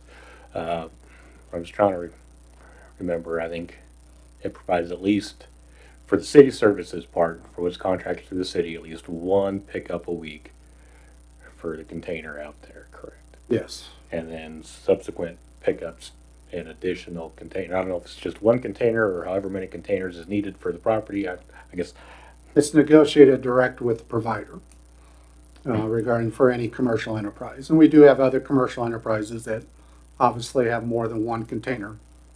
And that's negotiated directly with the provider. yeah.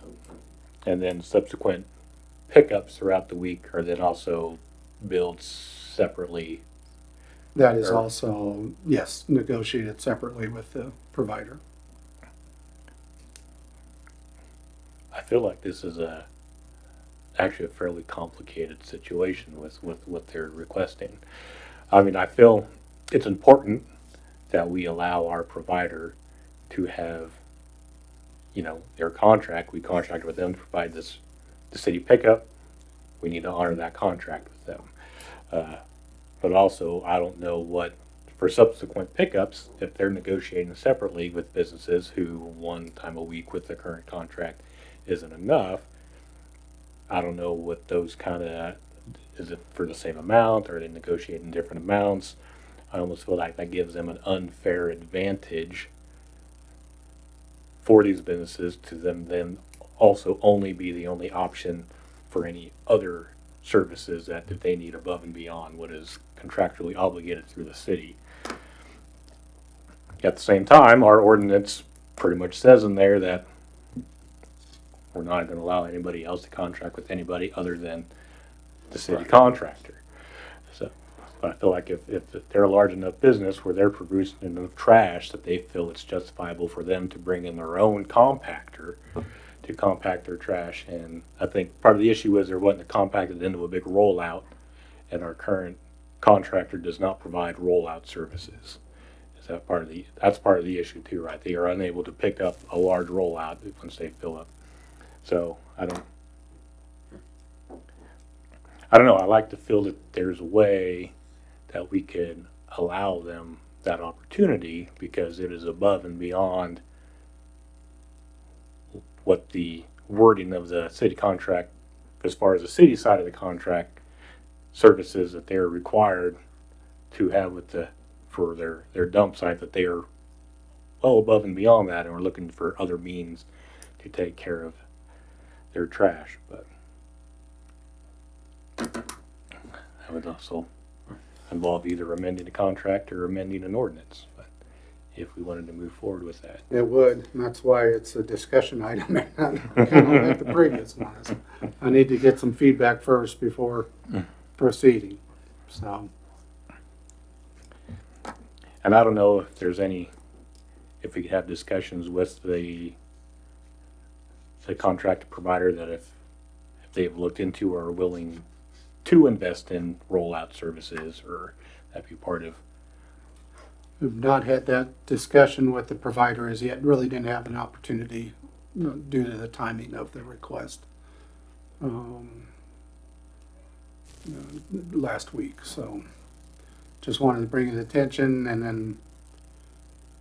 then he would also, the customer would have to pursue obtaining it, so it's Yeah. that type of situation.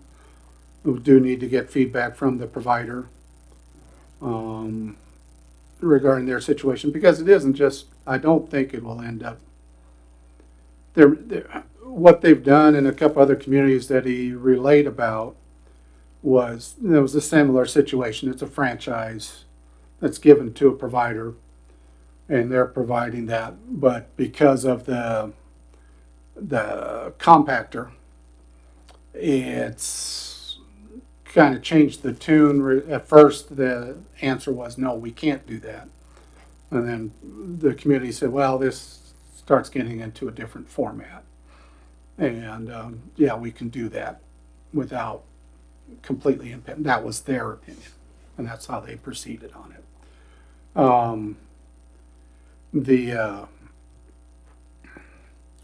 So that's some information. I do think we need a response from the provider, and I think that will, the additional thought I had was because of the different level, what the other communities, that the initial response, well, this will just get copied by all the other, a number of other businesses in town. But because of the cost of the compactor and different types of things, it makes it really only feasible for a very few, if not just that one customer. Yeah. To It's pursue. got to be a large customer that produces a lot of trash. A lot of trash, yeah. So that was one way that community differentiated regarding the franchise. I have been involved with trash franchises in other communities, and with a couple of them, they separated out and they really didn't have it with the commercial. That was just the residential only. Because of situations like this, where you get in, just like Walmart, at the very beginning, well, we don't want to be a part of it. And, anything Walmart asks for, there's a lot of yeses to those requests. Yeah. With the other businesses, that's how that's been handled with other franchises. With our franchise, we have both residential and commercial and industrial all rolled in. That's part of the franchise contract.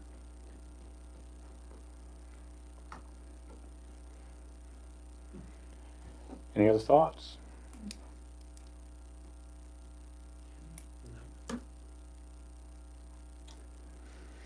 So what are the options then? I guess I'm missing.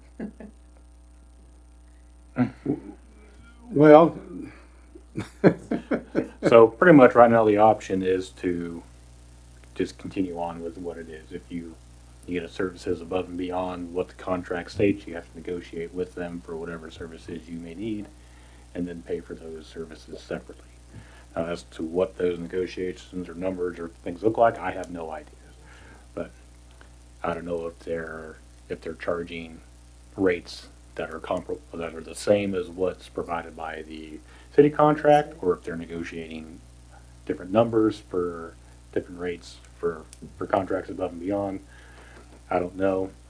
I mean, I feel like if they're like charging a higher rate to provide additional services, I mean, it feels like an unfair advantage for other services around if they are just guaranteed the ability to charge more for extra services because nobody else is allowed to compete for those services. But as far as how do you address that or adjust that, or is there a good way? Is there a good way to address that? I don't know. But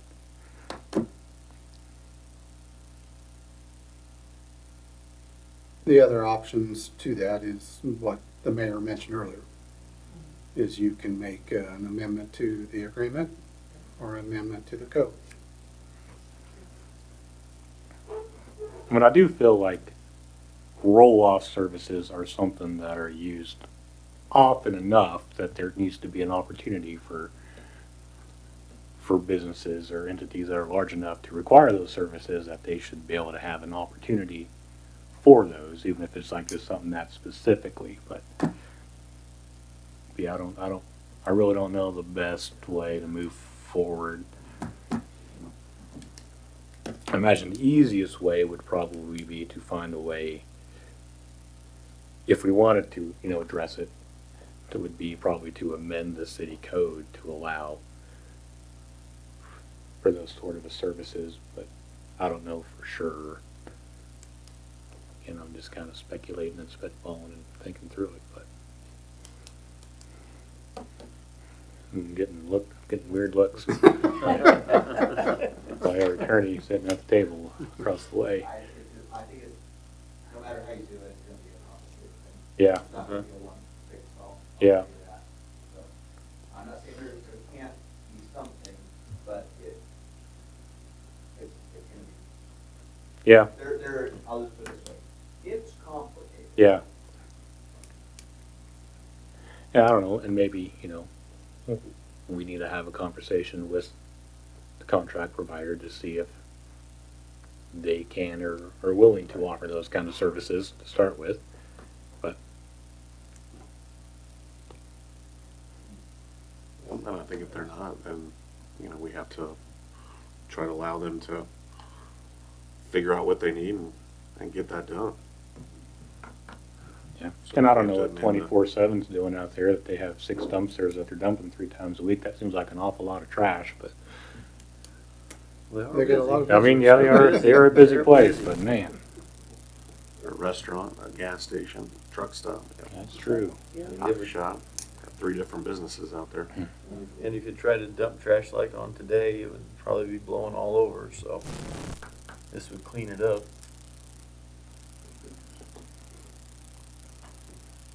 Yeah, I mean, I think unfortunately, depending on how you handle your trash when you throw it away, if you don't break things down and get things put in there properly, there's always gonna be a little bit of stuff blowing in the wind from time to time. That's just kind of the nature of the business.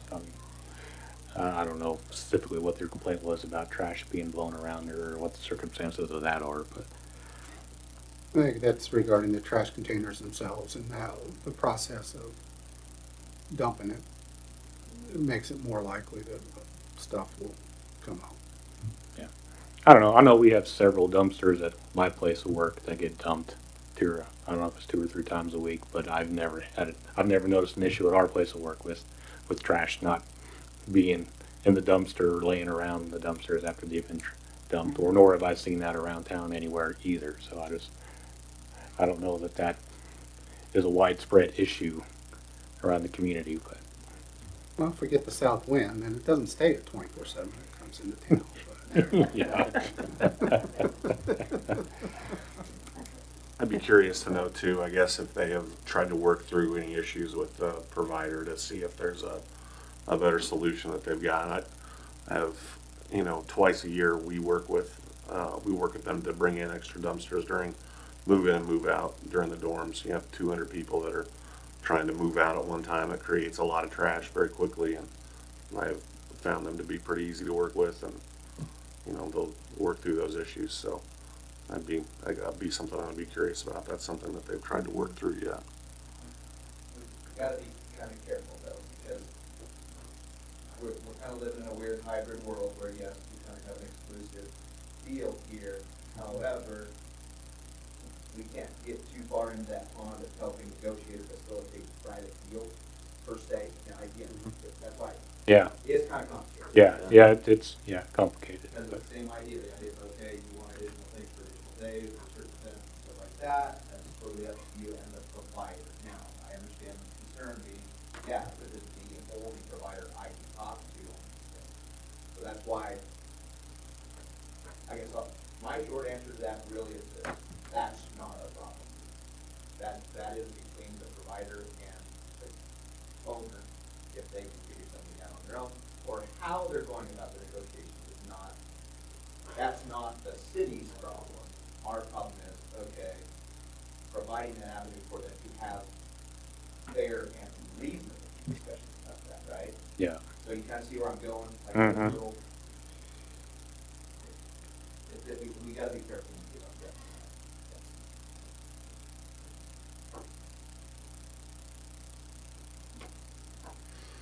It's complicated. It's complicated. It is. We'll try to have some additional information for the next meeting and from the provider, and then any additional information from the customer. So, without getting too far where Jake was saying. Yeah. Because I don't want to go swimming. I just want to stay on land. So. Any other comments, questions on this topic? Sounds complicated. It is complicated. Okay, well, let's move on then. Commissioner Redland to join us again.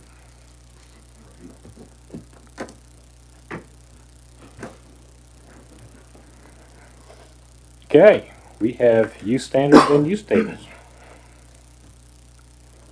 This is just our preliminary, just letting you take a look at it. It's not in ordinance form, but we just showed you, or Zach put this together, and basically the different parts of those two sections that are going to be looked at by the Planning Commission. And then we're hoping to get to a point with the Planning Commission to have an ordinance that is recommended back to the City Commission for their review and approval. But if you had any initial thoughts, the parts highlighted in green were going to be omitted. Parts in blue are adding to it. The parts in yellow is amending the current text. And then there's a couple others in gray that is just discussion items about whether they would want to do that. We are going to meet a week from tomorrow night with the Planning Commission. We will handle two previous ordinances, there'll be public hearings. And then the Planning Commission will recommend the ordinance to the City Commission if they so choose for approval for changes to the zoning code.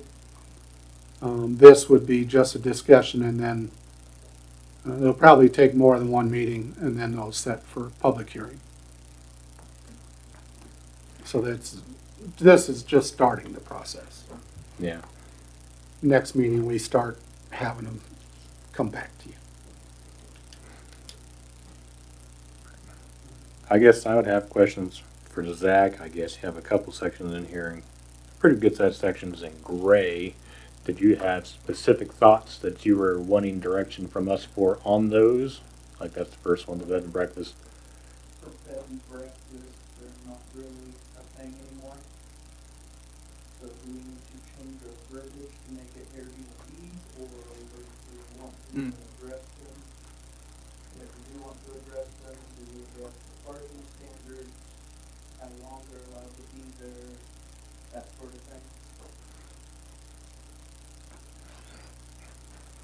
Now, if we're gonna address it into that extent, do they need to start paying like a bed tax?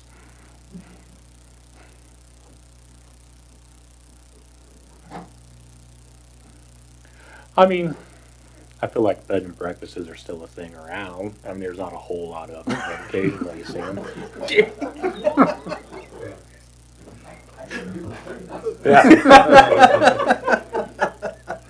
St. Francis has one, Sharon Springs has one, they're around. But, I think like you're really getting down to, if you want something that's a little more all-encompassing. yeah, Bed and breakfast, I'm not the wordsmith here, but I think something more along the lines of like a owner temporary housing, I don't know. Because I understand where you're getting at. yeah, I agree, it needs to be worded, because there's just so many different types of overnight staying facilities. Yeah. Yeah.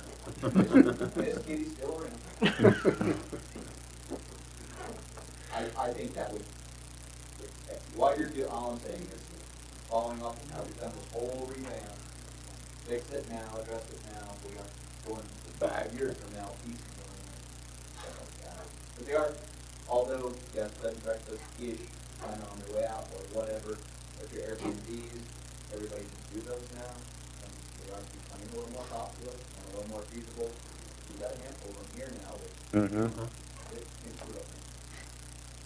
And if we now, if long here, we're revamping our things where you can start having those additional houses, those auxiliary houses, we can find a lot more people willing to do that. Yeah. So, but I don't know what that term is. I couldn't think what that is. Right. Yeah. Mary? I just had somebody text me and asked if the people who are talking, if they would talk closer to the mic. You have it over here. That's you, Jake. Your mic's facing off me.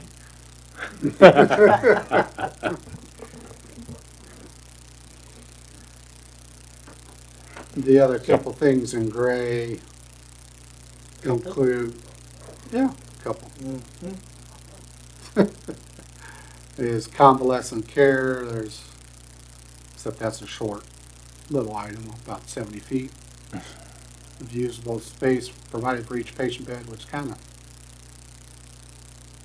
is an interesting little thing included within those use things.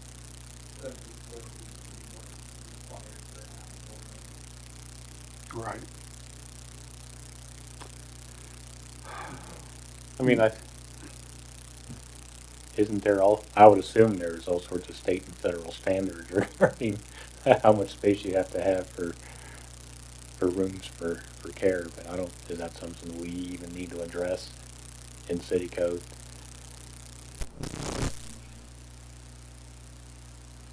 But you're right, it is interesting. I don't know if I've seen that very often in city code, so. That's what my discussion,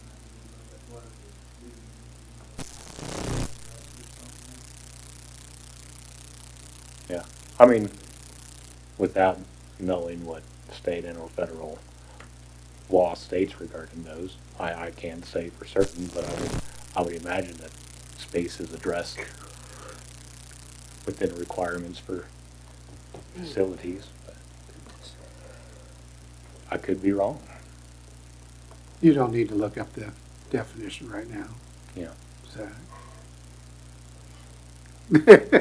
Thank you for trying, but I was Yeah. thinking you're going to end up in. Yeah, but I wonder if that's something we even need to have as well. I think that's something that can be found out if it's already covered legally otherwise, then we don't even have to worry about it. The next one that Zach had highlighted in gray was regarding home occupations, which is a pretty long section. Yeah. And home occupations has changed quite a bit, obviously, especially in the last 5 to 10 years, or 10 to 20 years, even before the whole COVID thing, it was changing even before that, just because work is becoming different at this point. So it was, there's quite a bit within that that's regarding home occupations, so. The big one that stands out to me is the very first one, we go back to big stuff, where not more than 25% of the floor area. So if you rent a daycare out of your house, you can only use a quarter of the house for the daycare, which really wouldn't be a requirement.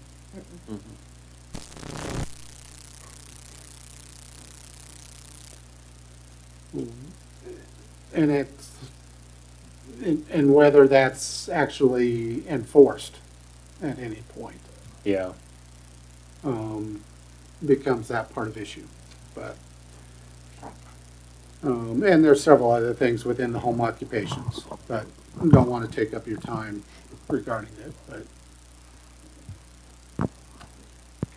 And also particular home occupations permitted, which was, again, interesting. Yeah. I guess my thoughts on this sort of a thing is I imagine there's, specific types of businesses that we do not want to be having within the homes and in the community, especially businesses that will be bringing lots of traffic to residential neighborhoods and stuff. But I don't know if there's a way that we can just clean this up a lot better where we're just, pretty much saying what we don't want people to be able to do within their homes. So and whatever within, the permitting process is to do the things we want to allow. so within the R1, R2 updates that we did, we have home occupations that are allowed. And then if it's not listed on there, they have to be presented in front of the planning commission for their final decision on if it is with the best intent of the community. Yeah, I mean, something like that feels pretty clean and simple and easy to follow and understand. The next one after home occupations, and obviously the planning commission will go through this in depth. Yeah. At their meeting. The next one after that is the manufactured home residential design, which, the big thing is the very P1. The manufactured home shall have minimum dimensions of 22 feet and 40 feet in width and 40 feet in length. That goes more towards manufactured homes that would fit within the mobile home parks more than homes in town. So, Way back when, that was a manufactured home. right, where there's all sorts of different types are getting to be. So, and also as far as the pitch and how many ways the pitch goes, those type of things. Which was Yeah. addressed in the design standards because Yeah. it has to go across the board for every type of housing. It can't just be specific for one type of housing.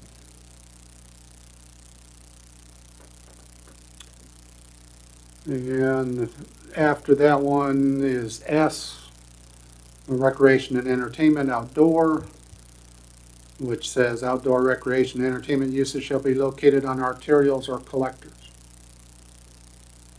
Public activity areas shall be located at least 200 feet from any adjacent R1, R2, or MP zoning district. Which I can think of quite a few that are located in R1 zoning districts.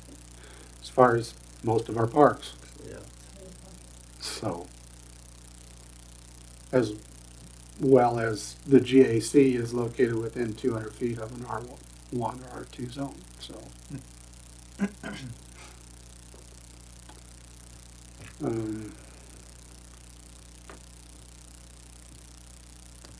I think that's the, oh, there's one more.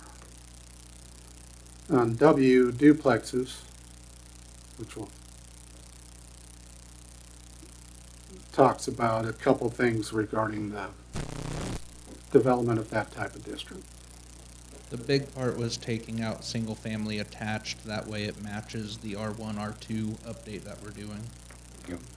Beyond that would be as if you want any sort of dimensional standards for them.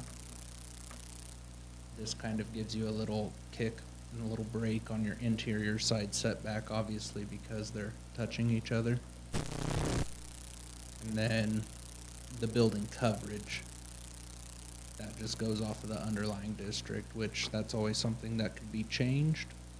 to allow a duplex on a smaller lot or something like that for higher density housing.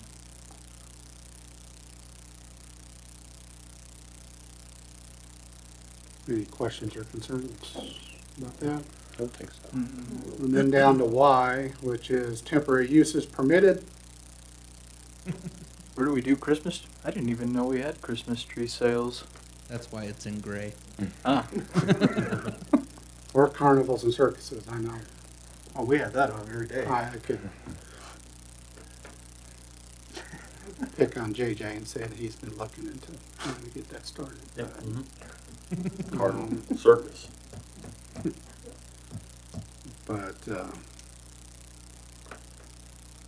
those give some different things, and whether it's still valid or not is just a discussion item.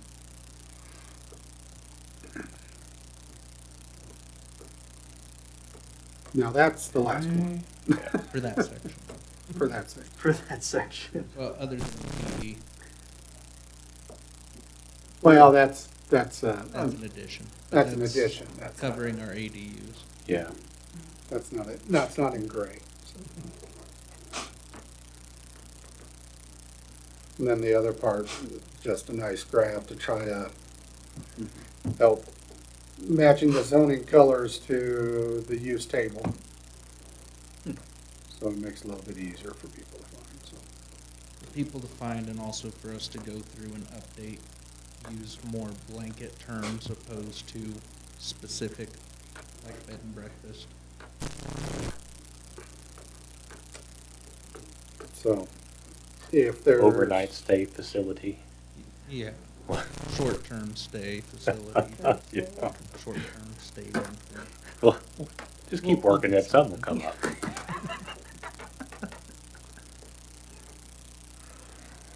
Okay, yeah, I mean, all that looks good. I appreciate all the work everybody's been putting into these. And I know we're asking a lot, but I think it's gonna pay off, so.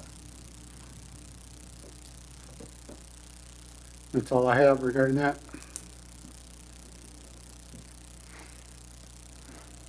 Okay. Do we have anything else they want to bring up in discussion items? Okay, let's move on to reports, starting with our city manager, Kent. Thank you, Mayor. Your manager memo is included in the packet. There was also the month-end fund balance from April, or the end of April, April 30th, as of April 30th. And then also the police monthly activity report that's occurring. The spring cleanup was at the end of last week.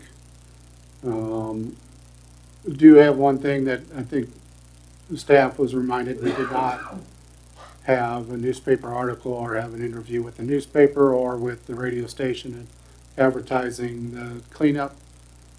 Staff, that will be corrected next year. That was not, staff had to take quite a few calls from folks who weren't aware cleanup was occurring.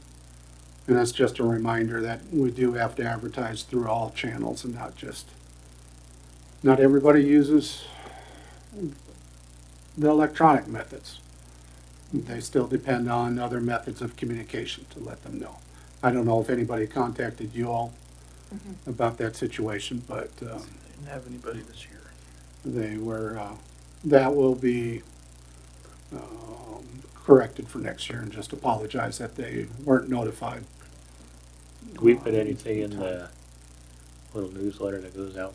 We did. That's what I got, that So- some people just received it the day of, and they didn't, No. yeah, Like maybe it should have been out the month before, but, yeah. Or do it multiple times, because if you do it at the end of March, by the time the first week of May comes around, people I forgot, you know? But when you put it in at the end of April, it's, well, it's done enough time. I understand that, but, yeah. But I think, we've been doing this long enough now that a lot of the people who were expecting it have a general idea of when we do it, and they can always reach out and ask and think, hey, like I did have some people before it was decided ask, hey, is it coming up? I was like, yeah, it'll be coming up. Just pay attention and find out. But, it is also, and it's a good time to thank all the staff that helps, because it's a big undertaking for everybody to do this for 2 days as they're going around the city helping clean up everybody's stuff. But so it's just a little bit of a give and take. Yeah, we probably should have done a little better job of reaching out with the radio and the newspaper and stuff, but also, citizens are aware of roughly of when we do it every year as well, and can always take the initiative to reach out and ask when And we first try to hint be- of spring hits. They know it's going to be coming up. But And we try to be consistent that it's about the first week of May. For the last several years, it's always been the first week of May. I don't know if it's changed from that, but I haven't been able to talk with Kent, and I didn't know what we ended up with as far as the amount of material we ended up picking up. I did get some information on that from the landfill this morning, so.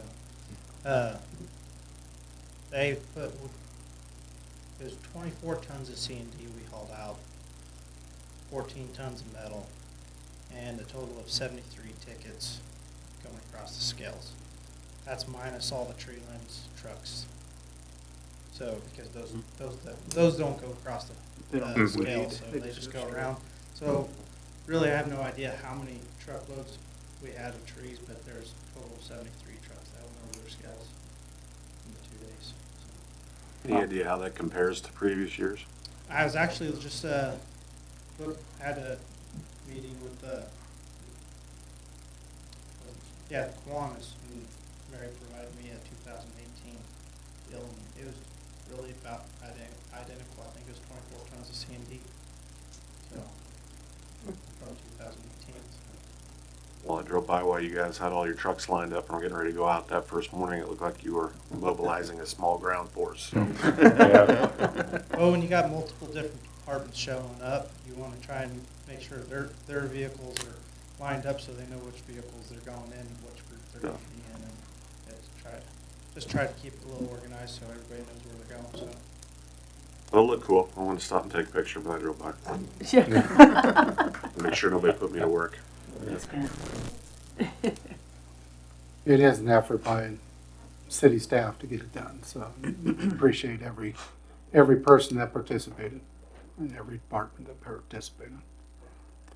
The industrial park, as far as addressing, came up with this just because of the sales agreement for the industrial park, and then was asked as far as on from Sherman County Community Development as far as putting it on the more specifically on Lois, or on the site selection type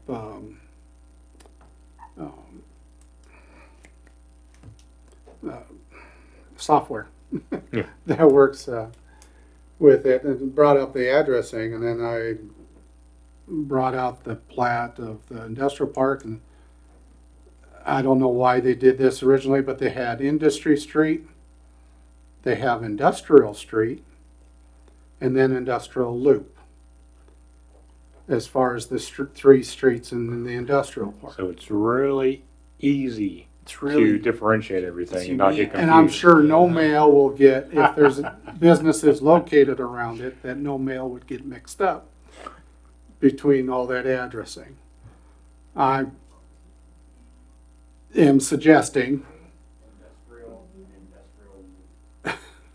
we need to, especially now that we will, eventually by the end of the year, we will have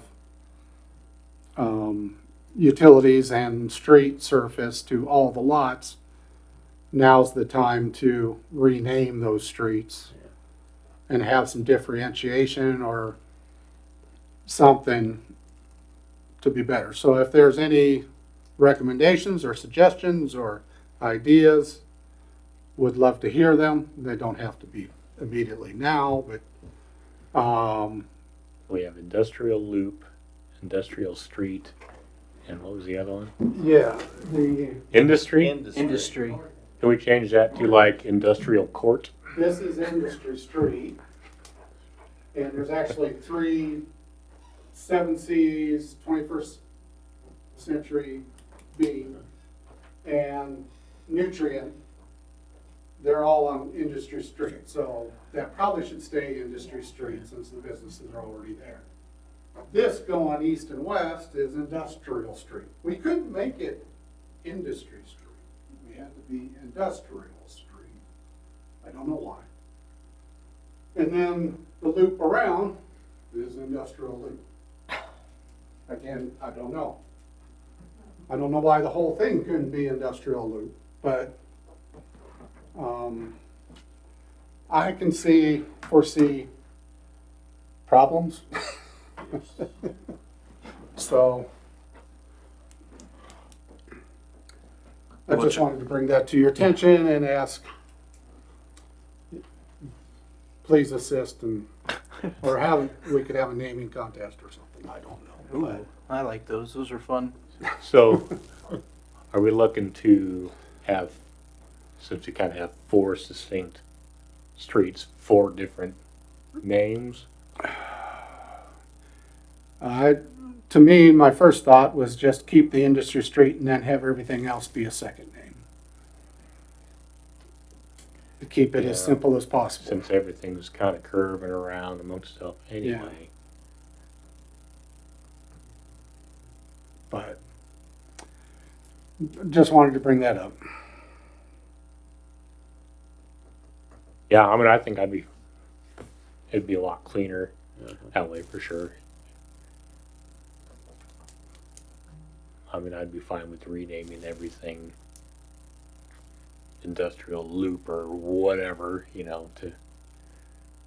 for the rest of those. But Well, then, if we did that, then the businesses would already, that are there, they'd have to change their names. so we would, Or so addresses.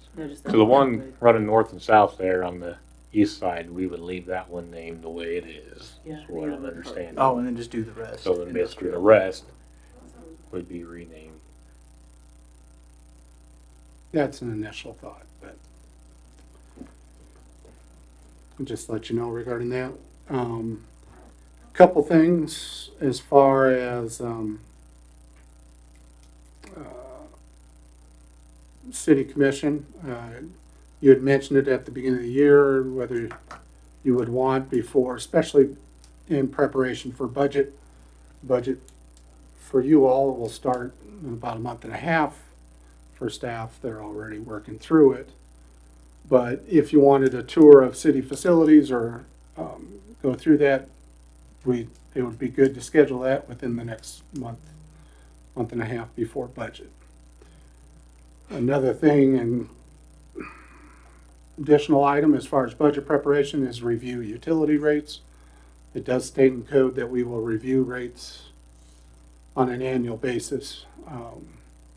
And before we get going too hard into budget, if staff is going to present something about that, or if we would want to do that at a work session or as part of a regular session, but staff needs a little bit of time to get that prepared, obviously. So that takes a little more effort than just the one item for the next meeting. So. Yeah. So as far as a tour, I mean, I'm definitely game to do another tour at the facilities. Maybe even, try to dig into some things we didn't see our last tour a couple years ago, or, to see the things that have been updated or changes that have been made over the last couple years as we've done things. But and I think, we did the museum last time. I don't remember if there was anywhere else we didn't hit. I think that was kind of the main place we didn't hit. Last time was just the museum, but The police department. Did we do that? We did do the police department, yeah. yeah, I think so. But I think we ended there actually. Mm-hmm. Yeah, we had a sandwich. Yeah, I would definitely be that's game. right. Be game for another tour of the facilities to see how things are running. And, See anything new? yeah. As far as like budget prep stuff, I'm not against the idea of having, if it would be beneficial to you and everybody else, if wanted to have like a workshop sometime soon where we can kind of maybe give direction on larger items of things if it would help everybody kind of prepare what they feel is the best budget, or whether we want to address rates or any other things we may want to look and see within the budget. But Okay. I don't know what So your guys' should- thoughts are. Staff come back with a couple different dates for those type of things for you. Okay. I wish I could tell you a date right now, but That's okay. we will You think on it? need to coordinate with department heads as well. So.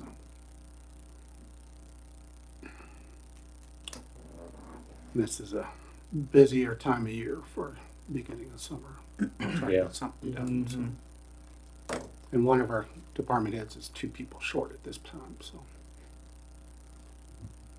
But we will get it done.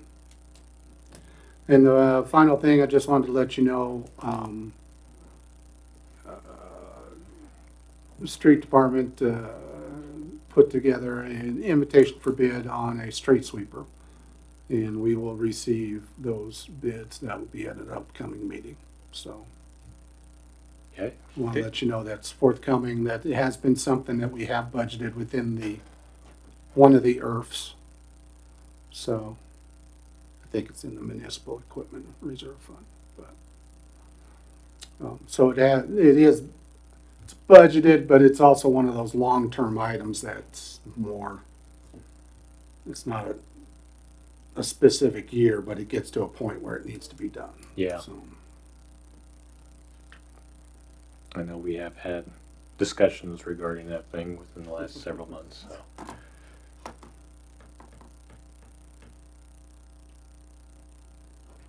is there anything else you'd like me to say about that, Kenton, or no? No. Okay. Okay. And that's all I have, Mayor. Okay. Do we have any questions or comments for our city manager? Thank you, Kent. Move on to commissioner reports. Start down here on my right with Commissioner Showalter. Just encourage everybody to log on and take the health needs assessment survey that the hospital and the health department put out. Gives them an idea of what the health needs are in the community. We opened it at the health fair this weekend, which was I had a good turnout there, but we need as many people within the community to fill out that survey as we can. So encourage everybody to get that done. You know where we can find that survey? Yeah. Yeah, so it's on the hospital's website right now. It's also on their social medias. They've got a QR code. You can also get a hold of the health department, and you can have a paper copy or you can do the electronic version. Perfect. Thank you. Commissioner Myers? Nothing to report. Commissioner Howard? Nothing at this time. Commissioner Redlin? Nothing at this time. Okay, for my mayor's report, I have nothing more to add. I would entertain a motion to adjourn.